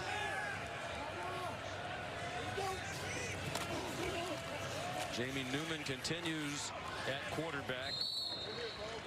And Jake Benzinger on the left side of that offensive line leading the way. We talk about the difference between a place like Notre Dame. You look at their roster, it's 4-star recruits, 5-star recruits. They come from all over the country. Everybody wanted them. It's different here at Wake Forest. And Dave Clawson told us a story about how they wound up with Jake Benzinger, who's, as we said, becoming a pro prospect. He's from Williamstown, Mass, up in the northwest corner of beautiful Commonwealth of Massachusetts, helping lead the way for Christian Beal Smith. And Dave Clawson played at Williams College, which is in that town. His coach was the legendary Dick Farley, who's in the College Football Hall of Fame and who's here today. Farley's remained a mentor to Coach Clawson. Dick Farley called Dave Clawson and said, hey, we have a kid in town. I'm friendly with the family. His name's Jake Benzinger. Really good student. Decent football player. Might be a D3 player, maybe an Ivy League player. Can we send him down to your camp? Could you give us an evaluation what you think his potential is? Dave Clawson called him back after they saw Jake. Said he could play here in the ACC. He was nowhere near 295 pounds, but that's what they do. They look at athletic potential and they coach him up. And this young man is probably on his way to Harvard. Now he might be on his way to the NFL. That's right. He was the starting right tackle last year, and then he moved to left tackle when they lost Justin Herron. He's over at right tackle again right now as they're working in Javionte Nash at left tackle right now. A very versatile guy, and NFL guys like that too. Kendall Hinton. You can see the flash that Hinton has. I mean, you think about in another couple weeks him along with Dortch, what those two guys can do as slot receivers. Scotty Washington is just kind of coming back after a couple injuries, a shoulder injury in the summer, then he had a back injury early in the BC game. But you know, he's a big time guy. I think if they get those guys all in the swing together, this offense is going to have some more explosiveness. Well, they have good quarterbacks. Hartman solid. Newman taking advantage of this opportunity, and Hinton if they need him down the road. Holly? Well, I just went and checked on Sam Hartman. He came back out of the locker room, but he is walking gingerly, like barely stiffly walking on the sidelines. The tights are off. He looks like he's done for the day. Scrapes up and down his arms. This kid has been through a lot today. Don't think these are lingering injuries, but he's definitely banged up over here. That was a rough day for him. I mean, he got knocked around a little bit last Thursday by BC, but not as much as today. And I'm impressed with this defensive front of Notre Dame. I watched him control the game against Michigan in that opener. Wasn't sure if that was just the Michigan offensive line wasn't very good or weren't ready to play, or if it really was that this defensive front was that stout. But they're solid and they're deep. I mean, they rotate a lot of guys in there. Tillery is kind of the anchor on the inside, and then Kareem and Okwara and Hayes as edge rushers are really good looking players. I think the entire defense is glad that The Wake Forest pace is noticeably slowed down here in the second half as Notre Dame pulled away. I think that missed field goal at the end of the half looked like it took some air out of Wake Forest. I'm just surprised, though. We saw Pittsburgh in a close game a couple of weeks ago against Penn State. I think it was a one-score game. Pitt was as flat as you can be in the second half, right from the locker room. And Wake Forest, too. It was a two-score game. They got the opening possession of the third quarter. It was a dud. And it's almost like they didn't believe that they could come back. Well, we talked during the break how important that first possession of the third quarter was going to be. You know, at that point, the game was still within reach. And you're right, it was a dud. They kicked it to Notre Dame. Notre Dame promptly went down and scored again. And I think at that point, Wake Forest realized that the game was out of reach for them. This was a team with high hopes coming in. Wake Forest won 8 games last year. Beat Texas A&M in a shootout at the Belt Bowl down the road in Charlotte. Had some excellent wins last year. Beat Louisville on their way to the bowl championship. They're trying to win 7 games or more for the 3rd straight year. That's only happened one time. 3 straight seasons of 7 wins in the history of the school. That great run they had under Jim Grobe, 2006 through 08, when they won 11, 9, and 8. A lot of tired big bodies out there on that field right now. College football on ABC is presented by Walmart. Discover more ways to shop at Walmart today. And in part by Pacific Life. Experience the power of Pacific. Ian Book, his 2nd career start, 1st of this season. The reason why Brian Kelly's won a lot of games. He knows what he's doing. 56-20 Notre Dame. Wake Forest on the move here more than midway through the 4th quarter. Sean McDonough atop Blackledge and Holly Rowe in Winston-Salem. Well, we've seen what the other quarterbacks besides Sam Hartman, or behind Sam Hartman now, what they bring to this Wake Forest offense. Jamie Newman is a big kid, 6'4", 230 pounds, runs with power. And we've seen Kendall Hinton, when he lines up at quarterback, he's got the make you miss ability. I don't think they want to tackle this quarterback, Newman. He's rushed for 58 yards, over 8 yards per carry. He gave it to Christian Beal-Smith. Who would have imagined that this would be the game? I'm sure Brian Kelly didn't anticipate, but he's thankful that this would be the day that he could get some of his defensive players some rest. They played Ball State. They would have figured that game at home early in the year would have been their game where they could have got a big lead. Their defensive players, including their 2 starting linebackers, played every snap, 97 snaps in that ball game. Beal-Smith. There's a young player they wanted to see more from. Bo Bauer, who had not played a single snap on defense prior to today. He doesn't know what it's like to lose. His team, Cathedral Prep in Pennsylvania, won the last 28 games that he played there, and now he's going to be 4-0 in college football. Well, he's one of those guys who right now is really good against the run.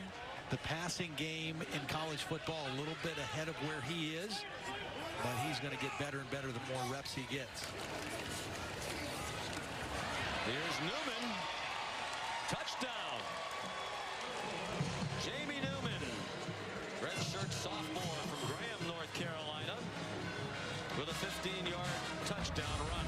Kind of a counter trap. Watch him just follow the lead back. He's very patient on this play. He's going to get right in the hip pocket of Beal-Smith and kind of follow him to the end zone. Beal-Smith didn't block anybody, but he still got in people's way, and that big quarterback got right behind him and took it in for the easy touchdown.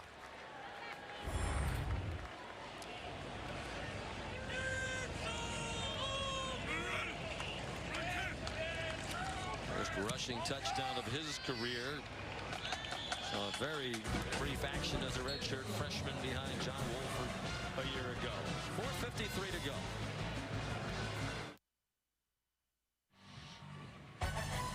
Well, if you're not watching tonight at 8 on ABC, it's not our fault. We've given you several reminders now. It's Stanford and it's Oregon, both in the top 20. Stanford's hammered them the last couple of years, and it looks like a Oregon team on the way back up very quickly with a Heisman Trophy candidate of its own. Yeah, Justin Herbert is outstanding. When he's been healthy, Oregon has been really good. I think the Ducks are going to get that one done.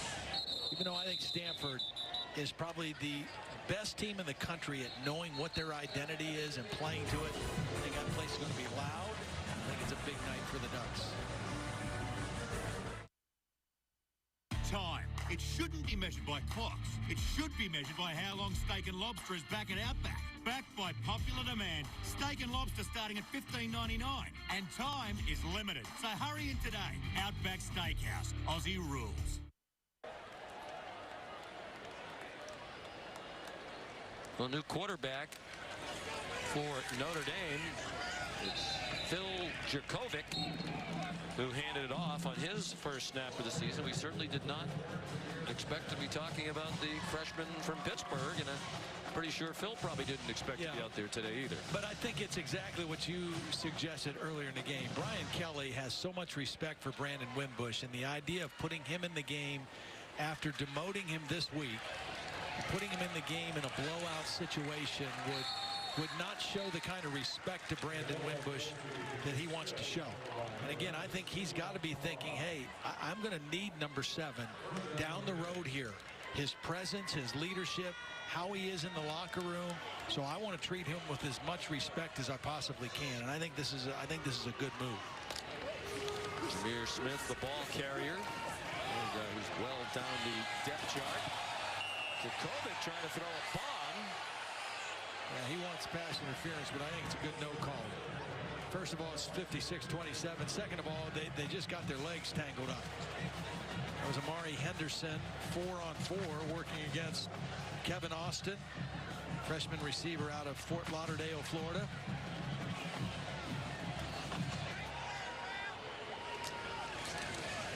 Under 4 minutes to go.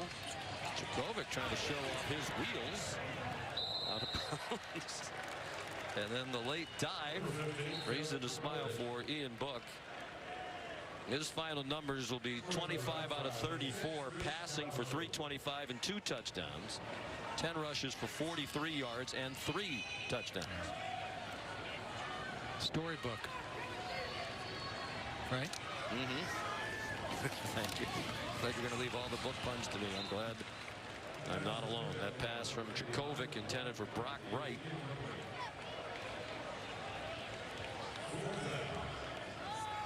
Jurkovec, a true freshman from the Pittsburgh area, Pine Richland High School.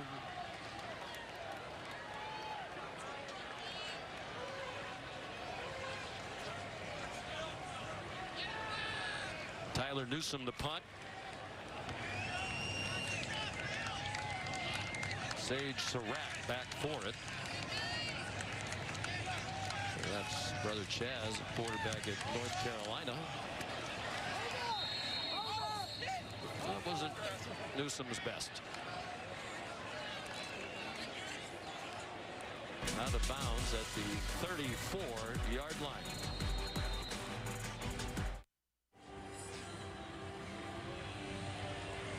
Well, it's photo time on the Notre Dame sideline. Wow. That was a Mac. Took the camera, borrowed it. Now he's posing for the picture along with Book. Yeah, I'd stand next to that quarterback too if I was Mac. He looked at him a lot. DeAndre Delaney, the ball carrier, redshirt sophomore from Morristown, Tennessee. So the longest all-time losing streak against AP top 10 teams is going to be extended to 59 games. Still the win for P-Head for Wake Forest against Tennessee in 1946. TCU lost 52 straight to top 10 teams from 61 to 2005. If you're curious, the next longest active streak without a win over a top 10 team in the AP, Temple, has dropped 39 in a row. They've had chances, a lot of chances. Yeah. Florida State teams, highly ranked. Clemson, Virginia came here a few years ago, ranked #1 in the country.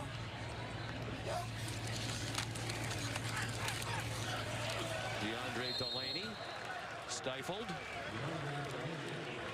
at the 35-yard line. Jason Ademiola is in there. His twin brother Justin, fellow freshman from Jackson, New Jersey, both dressed here. Matter of fact, they're on the field side by side there on the right end of the Notre Dame line. Twin brothers 19 and 57.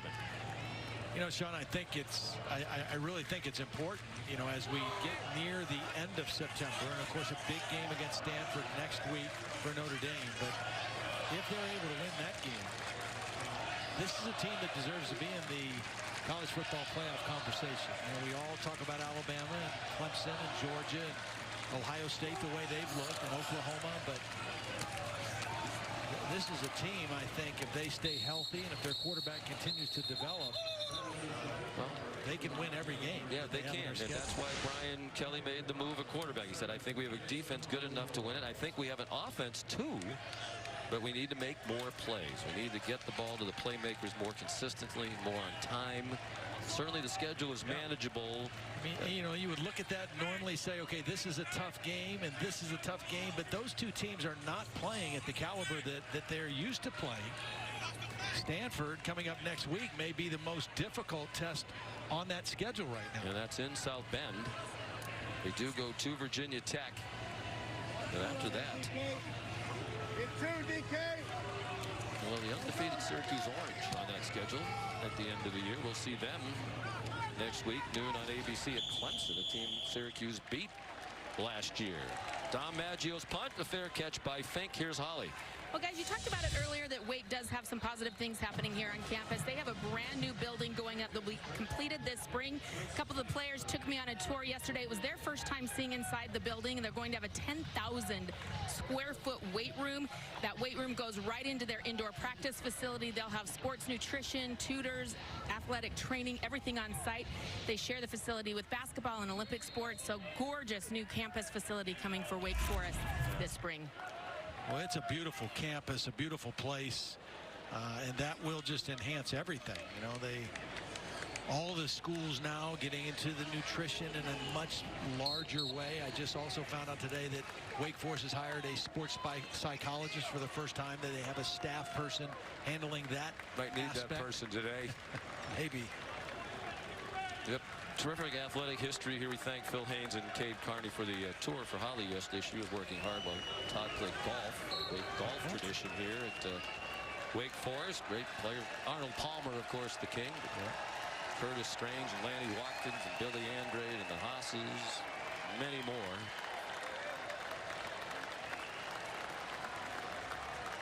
And Brian Kelly, the most points scored in a road game in his 9 years as head coach. A couple of guys with roots back to Massachusetts.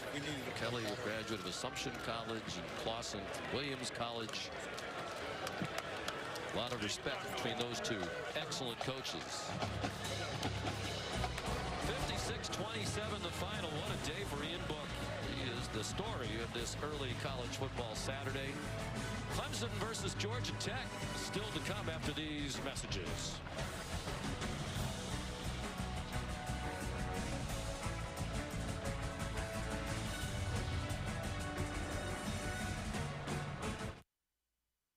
Sean has a uniquely gifted mind.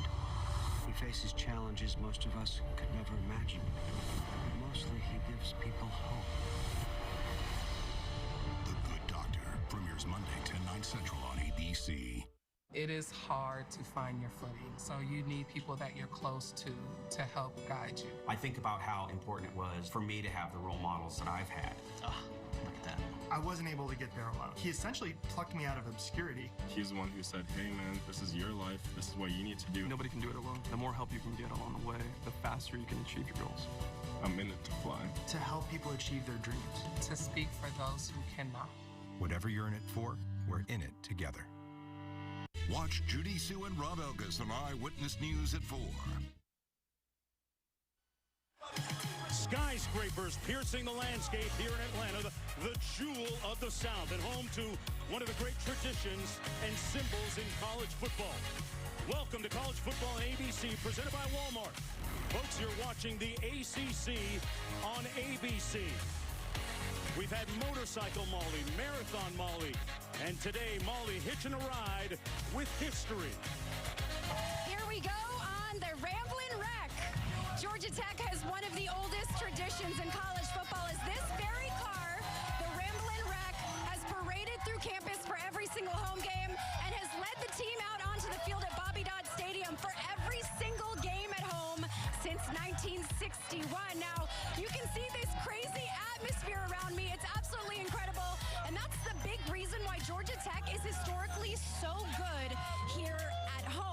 Georgia Tech has won 5 of their last 6 games against Clemson here at Georgia Tech. And their head coach, Paul Johnson, told me they're seeing this game as an opportunity, saying all the pressure is on Clemson. We're just excited for this game. We're out there to have fun, and we're not afraid of Clemson. We don't fear them. So the Yellow Jackets looking to sting the Tigers early, and they're hoping not to become a part of the wreckage. Here we go.